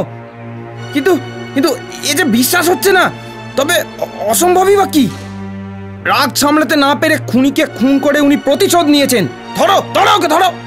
জয়ন্ত মাথা নেড়ে বললে, কিন্তু হয়তো উনি অতটা সাধুও নন। আমার বিশ্বাস খুনিকে উনি নিজের ভাইয়ের পিছনে লেলিয়ে দিয়েছিলেন। আচ্ছা, আসল ব্যাপার নিয়ে পরে মাথা ঘামানো যাবে, আগে তো এখানকার মাটি খুঁড়ে দেখা যাক। জয়ন্ত শাবল নিয়ে মাটি খুঁড়তে লাগলো এবং কুমুদ কোদাল দিয়ে মাটি তুলতে লাগলো। মাটি বেশ আলগায় ছিল, বেশিক্ষণ পরিশ্রম করতে হলো না। প্রথমেই দেখা গেল মানুষের দুখানা বিবর্ণ ও স্ফীত পা। মানিক নাকে কাপড় চাপা দিয়ে পিছিয়ে আস্তে আস্তে ঘৃণা ভরে বলে উঠল, জয়ন্ত, তুমি কি করে ওই বিকট গন্ধটা সহ্য করছো? প্রমাণ তো পেলে, এবার উঠে এসো, মুদ্দ ফরাসকে ডেকে এনে মরাটাকে বের করো। জয়ন্ত শাবলটা ফেলে দিয়ে বলল, কুমুদবাবু, এ গন্ধ সহ্য করা অসম্ভব। মুদ্দ ফরাসদের খবর দিন। একজন জমাদারও কুমুদের সঙ্গে এসেছিল। সে তখনই গিয়ে 4 জন মুদ্দ ফরাসকে ডেকে আনল। যে মৃতদেহটা তারা ওপরে টেনে তুললে, পচে ফুলে তা হয়ে উঠেছিল বিভৎস। মাথায় তার লম্বা চুল, শরীরের স্থানে স্থানে এখনও দেখা যাচ্ছে সিঁদুরের ও রক্তচন্দনের চিহ্ন, এবং গলায় ঝুলছে তখনও শুকনো জবা ফুলের মালা। কুমুদ বললে, এই বোধহয় সেই খুনি সন্ন্যাসী। কিন্তু এমনভাবে রক্তচন্দন, সিঁদুর মেখে আর জবার মালা পরে কেউ কখনো খুন করতে যায়? মুদ্দ ফরাসরা সবিস্ময়ে জানালে, বাবু, গর্তের মধ্যে আরো 2টো লাশ আছে। কুমুদ যেন আকাশ থেকে পড়ে বললে, বলিস কি রে? জয়ন্তের মুখ বিষম গম্ভীর হয়ে উঠল। এবারে যে 2টো দেহাবশেষ বেরোল, তাদের অবস্থা অভাবিত রূপে ভয়ানক। একটা তো একেবারে কঙ্কালে পরিণত হয়েছে, আর একটা কঙ্কালের স্থানে স্থানে কিছু কিছু গলিত মাংস লেগে আছে এইমাত্র। কুমুদ হতভম্বের মতো বললে, এই 2টো কাদের শেষ চিহ্ন? কে এদের খুন করলে? জয়ন্ত বললে, খুনি যে শশাঙ্ক তাতে আর সন্দেহ নেই, তবে এরা যে কারা সেটা ঠিক করে বলা শক্ত। এদের এখানে দেখব বলে আমি একেবারেই আশা করিনি। মানিক বললে, কুমুদবাবু, আপনার এলাকা থেকে আরও 2 জন লোক অদৃশ্য হয়েছে বলছিলেন না? এরা তারা নয় তো? তা কি করে হবে? তাদের সঙ্গে শশাঙ্কের সম্পর্ক কি? জয়ন্ত চিন্তিতভাবে বললে, তাদের সঙ্গে শশাঙ্কের সম্পর্ক আছে কিনা জানি না, তবে তাদের অদৃশ্য হবার পরে পরেই শ্যামাকান্ত বক্সী আর এক মারোয়ারি খুন হয়, যাদের টাকা লেনদেনের ব্যবসা ছিল। আমি খোঁজ নিয়ে দেখেছি, তাদের 2 জনের কাছেই শশাঙ্ক প্রচুর টাকা ধার করেছিল। কুমুদ যেন আপন মনেই বললে, 3টে খুন এরকমই হত্যা করা হয়েছে গলা টিপে। 3 বারই খুনের আগের দিন একজন করে লোক গুম হয়। এখানেও একত্রে পাওয়া গেল 3টে লাশ। জয়ন্তবাবু, আমার মাথা গুলিয়ে যাচ্ছে, যুক্তি খেয়ে হারিয়ে ফেলছি। এ কি রহস্য? মানিক বললে, জয়ন্ত, আমি তোমাকে জানি তুমি অস্বাভাবিক বা অলৌকিক কিছু মানতে চাও না, কিন্তু এখানে যেন একটা অপার্থিব রহস্য আছে বলে মনে হচ্ছে। অন্তত সেটুকু অস্বাভাবিকতাকে মেনে নিলে সমস্ত ব্যাপারটা যেন স্বাভাবিক হয়ে আসে। জয়ন্ত ঠিক সেই রকম কিছু ভাবছিল কিনা তা প্রকাশ না করে কেবল বললে, তোমার কি মনে হয় মানিক? মানিক বললে, শশাঙ্ক যে তান্ত্রিক, কুমুদবাবুও বোধহয় সে কথা জানেন। আপনি কি বলতে চান তা জানি না মানিকবাবু, তবে আমি কানাঘুষো শুনেছি শশাঙ্ক নাকি প্রায় গভীর রাতে একলা শ্মশানে এসে পুজো টুজো করত। কিন্তু এসব শোনা কথা, এ নিয়ে আমি কোনোদিনও মাথা ঘামাইনি। মানিক বললে, তন্ত্রগুণে মরা যে জ্যান্ত হয়, শশাঙ্কবাবু পরশুদিন রাত্রে আমাদের কাছে এই প্রসঙ্গ তুলেছিলেন। আমার বিশ্বাস তিনি নিজেও ছিলেন সব সাধক। জয়ন্ত অধীর স্বরে বললে, বেশ তো, তার সঙ্গে এসব ব্যাপারের সম্পর্ক কি? তন্ত্রোক্ত সব সাধকদের কথা নিশ্চয়ই তুমি পড়ে দেখেছ, বিশ্বাস করো আর নাই করো। কিন্তু নানা তন্ত্রে স্পষ্ট লেখা আছে সব সাধকেরা অপঘাতে মরা সবকে বাঁচাতে পারে, আর নানা রকম অলৌকিক প্রক্রিয়া করে ঘটনাস্থলে হাজির না থেকেও, অর্থাৎ দূরে বসে শত্রু বধ করতে পারে। বেশ, তারপর? ধরো আমি যেন শশাঙ্ক, আমি জোনা কয়েক শত্রু নিপাত করতে চাই। একবারে এক একজনকে নিয়ে পড়লুম। আগে এমন একজন গরিব বা ভবঘুরে মানুষকে বেছে নিলুম যারা অদৃশ্য হলে খুব একটা গোলমাল হবে না। প্রথমবারে নির্বাচন করলুম এক গরিব চাঁড়ালকে, যারা সব সাধক তাদের কাছে মরা খুব প্রিয়। চাঁড়ালকে ভুলিয়ে কোনো গোপন স্থানে নিয়ে গিয়ে তাকে হত্যা করলুম। নতুনপুরের শ্মশান অতি নির্জন জায়গা। সবকে রাত্রে সেখানে এনে মন্ত্রর প্রভাবে করলুম জীবন্ত। তারপর তাকে পাঠিয়ে দিলুম শত্রু সংহার করতে। ঘটনার সময় যদি কেউ তাকে দেখেও ফেলে তাহলে আমার ভয়ের কিছু নেই, কারণ আমি সেই সময় শ্মশানে বসে। সব ফিরে এলে পর আবার মন্ত্র দিয়েই তাকে মেরে ফেললুম। তারপর শ্মশানের মধ্যে একটা বিশেষ জায়গা থেকে তাকে পুঁতে দিলুম। এইভাবে বারে বারে আমি দিলুম আমার 3 শত্রুকে জমের বাড়ি পাঠিয়ে। অবশ্য সঙ্গে সঙ্গে আমার হাতে প্রাণ গেল আরও 3 বেচারা গরিবের। মানিক, তুমি কি আমাকে এইসব বিশ্বাস করতে বলো? জানি তুমি বিশ্বাস করবে না, তবু আমি বা তুমি যা কুসংস্কার বলে মনে করি, সেই দিক দিয়েই এই রহস্যটার একটা অস্বাভাবিক কিন্তু সঙ্গত কারণ খোঁজবার চেষ্টা করছি। দেখো, কুমুদবাবু বলেছিলেন একজন চাঁড়ালকে খুঁজে পাওয়া যাচ্ছে না। আবার দেখো, সন্ন্যাসীর যে লাশ পাওয়া গেছে তাকে রক্তচন্দন মাখিয়ে জবার মালা পরিয়ে পুজো করা হয়েছিল, তা তো স্পষ্টই দেখা যাচ্ছে। আর কে না জানে সব সাধকরা এভাবেই মরা পুজো করে। অন্য 2টো মরাকেও এইভাবে পুজো করা হয়েছিল নিশ্চয়ই, কিন্তু তাদের পচা মাংসের সঙ্গে পুজোর চিহ্নগুলো নষ্ট হয়ে গেছে। তারপর দেখো, শশাঙ্ক তান্ত্রিক, তার ঘরে সাজানো মরার মাথা আর মরা যে তন্ত্রে জ্যান্ত হয় এই নিয়ে তিনি আমাদের সঙ্গে তর্কও করেছেন। আর রাত্রে তার যে শ্মশানে গিয়ে পুজো করার অভ্যাস আছে সেটাও শোনা যাচ্ছে। জয়ন্ত, এসবের কি অর্থ করতে চাও তুমি? জয়ন্ত কিছু না বলে অন্যদিকে মুখ ফিরিয়ে নিল বিরক্তভাবে। কুমুদ বললে, দেখুন, ঝাড়ফুঁক, মারণ উচ্চাটন, সব সাধন, প্রেততত্ত্ব, আইন এসব মানে না। সুতরাং আইনের দিক দিয়ে এসব প্রমাণেরই গণ্য। কিন্তু অলৌকিক হলেও আপনি যা বললেন তার মধ্যে কিন্তু যুক্তি পাওয়া যায়। নইলে অদ্ভুত এই 3 ব্যক্তির একইভাবে মৃত্যু, অদ্ভুত এই 3 ব্যক্তির ঘটনার আগের দিনেই অদৃশ্য হওয়া, আর অদ্ভুত এই 3 মৃতদেহের একই স্থানে আবিষ্কার, এসবের মধ্যে যুক্তিসঙ্গত সম্পর্ক পাওয়া যায় না, বুঝলেন? জয়ন্ত হঠাৎ উচ্চ স্বরে হাস্য করে বলে উঠল, ওসব আজগুবি যুক্তির কোনো ধার আমি ধারি না। কেন যে এখানে 3-3টে দেহ বা কঙ্কাল পাওয়া গেল তা নিয়ে আমার বেশি মাথা ব্যথা নেই। তবে হ্যাঁ, সত্যিকার গোয়েন্দারূপে আমি হত মৃগাঙ্ক আর তার হত্যাকারীকে কেমন করে আবিষ্কার করেছি তার আইনসম্মত ইতিহাসের উল্লেখ করতে পারি। শুনুন কুমুদবাবু, মানিক, ডিটেকটিভের প্রথম কর্তব্য হচ্ছে সকলকেই সন্দেহ করা। ডিটেকটিভের উচিত বিনা প্রমাণে, বিনা বিচারে কিছুই সত্য বলে গ্রহণ না করা। শশাঙ্ক খুনিকে ধরবার জন্য খুব বেশি জিদ খাটিয়েছিল বটে, কিন্তু তবু গোড়া থেকেই আমি তার উপর সন্দেহ করেছিলাম। মুখে জিদ দেখিয়ে তলে তলে সে আমাদের বিপথে চালনা করতে চেয়েছিল। অকারণে কেউ কাউকে খুন করে না, প্রত্যেক খুনের মধ্যেই একটা উদ্দেশ্য থাকে। শশাঙ্ক আমাদের সন্দেহকে সন্ন্যাসীর দিকে চালনা করবার চেষ্টায় ছিল বটে, কিন্তু সে চেষ্টা আমার কাছে সফল হয়নি। সত্য, মৃগাঙ্কের ওপরে সন্ন্যাসীর রাগ ছিল। মার খেলে কার না রাগ হয়, কিন্তু কোথাকার এক ভবঘুরে সহায় সম্পদহীন সন্ন্যাসী মার খেয়েও সে যে মৃগাঙ্কের মতো প্রতাপশালী এক জমিদারের বাড়িতে একা ঢুকে তাকে হত্যা করতে সাহস করবে, এ কথা সহজে বিশ্বাস করতে প্রবৃত্তি হয় না। তার উপরে সে বিদেশি, শশাঙ্কদের বাড়ির পথঘাট জানবে কেমন করে? তাই প্রথমে আমি সন্ন্যাসীকে সন্দেহ করিনি, তবে পরে করেছিলাম, আর তার কারণও পরে বলবো। যখন শুনলুম মৃগাঙ্কের মৃত্যুর পর তার বিষয় সম্পত্তির উত্তরাধিকারী হবে শশাঙ্ক, তখন থেকেই আমি সন্দেহ না করে পারিনি। প্রত্যেক হত্যাকারী নিজেকে অতিরিক্ত চালাক বলে মনে করে। কেউ কেউ ভাবে পুলিশকে সাহায্য করলে তাদের আর কেউ সন্দেহ করতে পারবে না, কেননা তারা জানে তাদের বিরুদ্ধে কোনো প্রমাণই নেই।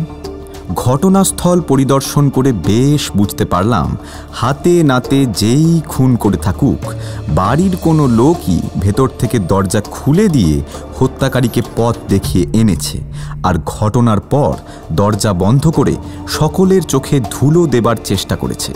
সন্ন্যাসী যদি রাগের মাথায় মৃগাঙ্ককে একলা খুন করে সরে পড়ত, তাহলে বাড়ির দরজা খোলাই থাকত।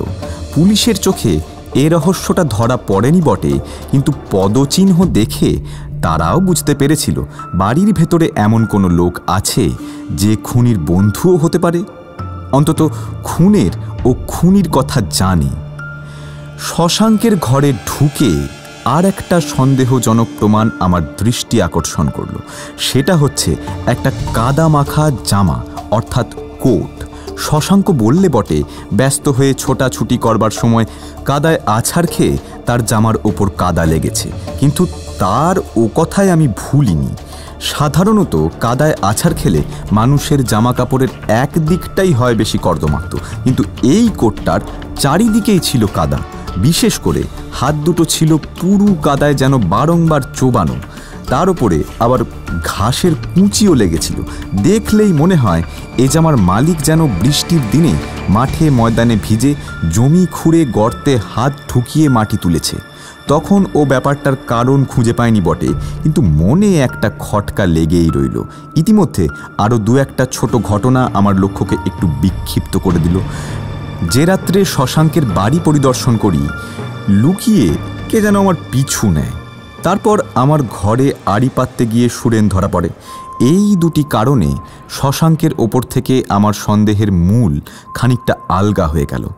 ভাবলাম শশাঙ্ক নয়, তার বাড়ির অন্য কোনো লোক বা কর্মচারী হয়তো খুনের ব্যাপারে জড়িত আছে, খুনিকে সাহায্য করছে।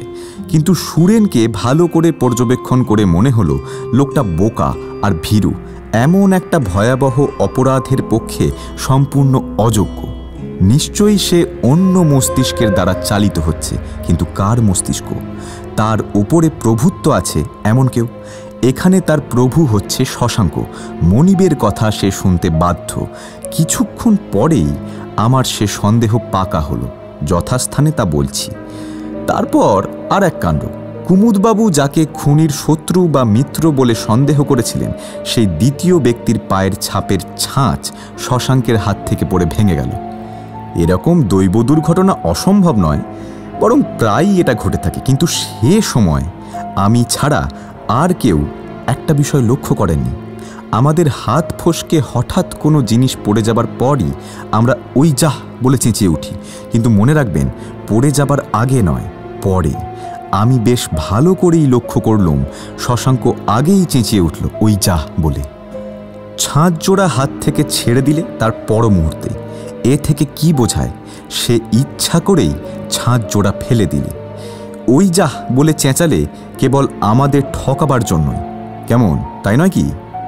খুব তুচ্ছ ছোট ঘটনা, কিন্তু সময়ে সময়ে নগণ্য ঘটনাও যে কত বড় হয়ে উঠতে পারে এটা তারই মস্ত প্রমাণ। এই একটি ছোট্ট ঘটনাই আমার মনে সব রহস্য পরিষ্কার করে দিলে। দ্বিতীয় ব্যক্তির পায়ের ছাঁচ শশাঙ্ক স্বেচ্ছায় ফেলে দিলে কেন? ও ছাঁচ নষ্ট করে তার কি লাভ? তাহলে শশাঙ্কই কি দ্বিতীয় ব্যক্তি? ঘটনার পর সেই কি খুনির পেছনে শ্মশানে গিয়ে ফিরে এসেছিল একাকী? তাই কি সে তার বিরুদ্ধে সবচেয়ে বড় চাক্ষুষ প্রমাণ নষ্ট করতে চায়? কিন্তু শশাঙ্ক জানত না ছাঁচ তোলবার আগে পুলিশ পায়ের ছাপের ফটো তোলে ও সঠিক মাপ নেয়। অপরাধীকে গ্রেপ্তার করার পক্ষে সেটুকুই যথেষ্ট। এই ঘটনাতেই ধাঁ করে আমার মনে পড়ে গেল শশাঙ্কের কাদা মাখা জামার কথা। শ্মশানে ফিরে যাবার সময় সন্ন্যাসীর সমস্ত চিহ্ন লুপ্ত হয়ে গেছে। সন্ন্যাসীর লাশটাকেই লুকিয়ে রাখবার জন্য শশাঙ্ক কি স্বহস্তে শ্মশানের মাটি খুঁড়েছিল? তার খানিক পরেই সুরেন পড়ল পুলিশের কবরে। আমি তার চরিত্র বিচার করতে ভুলিনি। পাশের ঘরে নিয়ে গিয়ে তাকে স্পষ্টভাবে বললুম, সুরেন, আমি জানি যে তোমার মনিব শশাঙ্কের হুকুমেই তুমি আমার পিছু নাও, আমার ঘরে আড়ি পাতো। এ কথা যদি স্বীকার করো তাহলে এখনই ছাড়ান পাবে, নইলে খুনের দায়ে তোমার হয় ফাঁসি নয় যাবজ্জীবন দ্বীপান্তর হবে। সুরেন ভয়ে কাঁপতে কাঁপতে তখনই আমার পায়ে ধরে সব কথা স্বীকার করলে। তারপর কুমুদবাবুর মুখে শুনলুম এক বিচিত্র কথা। 1.5 মাসের মধ্যেই একই থানার এলাকায় একইভাবে 3 ব্যক্তির হত্যা, ও প্রত্যেকবারেই ঘটনার আগের দিনে এক ব্যক্তির অন্তর্ধান। এর কোনো মানে হয় না। মানিকের আজগুবি ব্যাখ্যার পরেও এর মানে হয়েছে বলে মনে করি না। তবে একটা সন্দেহ হয় যে এই 3 হত্যাকাণ্ডের মধ্যে কাজ করেছে একই মস্তিষ্ক। শ্যামাকান্ত বক্সী আর মারোয়ারি অর্থাৎ প্রথম ও দ্বিতীয় হত ব্যক্তির খাতাপত্র পরীক্ষা করে আমি আবিষ্কার করলুম ওদের কাছ থেকে শশাঙ্ক হ্যান্ড নোটে ধার নিয়েছিল যথাক্রমে 10,000 আর 8,000 টাকা, এবং খুনের পর হ্যান্ড নোট 2খানা আর খুঁজে পাওয়া যাচ্ছে না। এইটুকু প্রমাণের ওপরেই নির্ভর করে বলা যায় না যে শশাঙ্কই তাদের হত্যা করেছে বা করিয়েছে। তবে এ প্রমাণ পেয়ে আমার লাভ হলো। আমি বুঝতে পারলুম জমিদার হয়েও শশাঙ্ক ভোগ করছে অত্যন্ত অর্থকষ্ট। কুমুদবাবুর কাছ থেকে পদচিহ্নের সমস্ত ইতিহাস সংগ্রহ করে আমি এইভাবে শেষটা আমার মামলা খাড়া করলুম, যে কারণেই হোক শশাঙ্কের বড়ই টাকার টানাটানি। টাকার জন্যে সে সব পাপ করতেই প্রস্তুত। সে ভেবে দেখল মৃগাঙ্কের মৃত্যু হলে তার আর টাকার অভাব থাকবে না। কিন্তু কেমন করে মৃগাঙ্কের মৃত্যু হবে? নিজের হাতে নিজের ভাইকে হত্যা করতে পারবে না সে, বিশেষ করে কেউ যদি দেখে ফেলে বা হঠাৎ সে যদি ধরা পড়ে যায়। অতএব মৃগাঙ্ককে মারাতে হবে অন্যের হাতে, এমনভাবে যাতে কেউ শশাঙ্কের ওপরে সন্দেহ করতে না পারে। দৈবগতিকে সুযোগ মিলল। নতুনপুরের শ্মশানে এলো এক বিদেশি সন্ন্যাসী এবং মৃগাঙ্কের হাত থেকে সে খেল মার। সন্ন্যাসী অভিশাপ দিলে তা চারিদিকে রটতে বিলম্ব হলো না। শশাঙ্ক লুকিয়ে গেল সন্ন্যাসীর কাছে। অনেক টাকার লোভ দেখিয়ে গরিব ও ক্রুদ্ধ সন্ন্যাসীকে রাজি করালে মৃগাঙ্ককে হত্যা করতে। তারই পরামর্শে সন্ন্যাসী শ্মশান থেকে অদৃশ্য হল। দুর্যোগের রাত্রে সন্ন্যাসী আবার শ্মশানে ফিরে এলো। বৃষ্টি থামবার পর সে ঘটনাস্থলের দিকে যাত্রা করলেন। শশাঙ্ক অপেক্ষা করছিল। তাকে খিড়কির দরজা ও বাড়ির দরজা খুলে দিল নিজের হাতে। খুনের পর শশাঙ্ক তাকে আবার নির্জনে শ্মশানে ফিরে যেতে বললে। খুব সম্ভব এও জানালে যে বকশিসের টাকা সে নিজে শ্মশানে গিয়ে একটু পরেই তার হাতে দিয়ে আসবে। খানিক পরে শ্মশানে শশাঙ্কের প্রবেশ। ও তার হস্তে সন্ন্যাসীর মৃত্যু। মাটি খুঁড়ে সন্ন্যাসীকে কবর দিয়ে শাবল ও কোদাল ঝোপে লুকিয়ে দিয়ে এলো শশাঙ্ক। কিন্তু অপরাধীরা কেউ জানলে না তাদের নৈশ ভ্রমণ কাহিনী লেখা রইল কর্দমাক্ত পৃথিবীর বুকে, পদচিহ্নের রেখায় রেখায়। শশাঙ্ক নিশ্চয়ই সন্দেহ করেছিল আমি তার অনেক কীর্তি জেনে ফেলেছি। সেজন্যেই আমাদের মতো বিপজ্জনক অতিথির মুখ বন্ধ করতে এসেছিল দুই কেউটে সাপ। আমাদের মৃত্যুর পর পুলিশ ভাবত দৈব দুর্ঘটনা। পল্লীগ্রামে বর্ষাকালে এমন ঘটনা নিত্যই ঘটে। সাপ দুটোকে আমাদের ঘরে রেখে গিয়েছিল কে, সেটা আবিষ্কার করবার ভার রইল পুলিশের ওপরেই। সে সুরেনও হতে পারে, অন্য কেউ হতে পারে। আমি এসেছি মৃগাঙ্কের হত্যাকারীকে ধরতে। অন্য দুটো লাশের কথা নিয়ে আপাতত আমার মাথাকে ভারাক্রান্ত করব না। অতএব এইখানি আমার কথা ফুরল। কুমুদ খানিকক্ষণ চমৎকৃত হয়ে রইল, তারপর অভিভূত কণ্ঠে বললে, আজ বুঝলুম কেন আপনার এত নাম। আমার হাতের কাছে সব প্রমাণ রয়েছে, তবু আমি ঠিক সূত্র ধরতে পারিনি। কিন্তু আপনি অনায়াসেই জুলিয়াস সিজারের ভাষায় বলতে পারেন, আমি জয় করলুম, ধন্য। জয়ন্ত বললে, না কুমুদবাবু, নিজেকে অতটা তুচ্ছ মনে করবেন না। আপনি এই মামলাটার জন্যে যে তোড়জোড় করেছেন, বাংলা পুলিশের ইতিহাসে তা দুর্লভ। সত্যি কথা বলতে কি, আপনার রচিত পদচিহ্নের অপূর্ব ইতিহাসই আমার সাফল্যের প্রধান কারণ। কুমুদ একটা দীর্ঘশ্বাস ফেলে বললে, সন্ন্যাসীর তো কিনারা হলো, কিন্তু আপনি আমার ঘাড়ে যে দুটো বেওয়ারিশ মরা চাপিয়ে গেলেন। আদালতে মানিকবাবুর যুক্তি শুনলে হাঁপ ছেড়ে বাঁচতুম, কিন্তু সেখানে ওসব কথা তুললে আমাকে জোর করে পাঠিয়ে দেবে পাগলা গারদে। মানিক আহত স্বরে বললে, আচ্ছা, আমার যুক্তি কি এতই বাজে? জয়ন্ত বললে, না মানিক, প্রেততত্ত্ববিদদের কাছে তোমার যুক্তি বাজে নয়, কিন্তু তুমি জানো আমরা প্রেততত্ত্ববিদ নই। এখন চলো শশাঙ্কের খোঁজে যাই, দেখি সে অপরাধ স্বীকার করে কিনা। কিন্তু তাদের আর শশাঙ্কের খোঁজে যেতে হলো না। দুজন পাহারাওয়ালা ঊর্ধ্বশ্বাসে ছুটে এসে সেইখানেই জানিয়ে দিলে শশাঙ্কের শেষ সংবাদ। তারা যা বললে তার মর্ম হচ্ছে এই যে শশাঙ্ক প্রাণপণে দৌড়ে বাড়িতে গিয়ে নিজের ঘরে ঢুকে গলায় দড়ি দিয়ে কলা দেখিয়েছে ফাঁসি কাটকে। সুতরাং জয়ন্ত বা মানিক কার অনুমান সত্য সে কথা বোঝবার আর কোনো উপায় রইল না। কেবল জানা গেল আসল অপরাধী হচ্ছে শশাঙ্কই।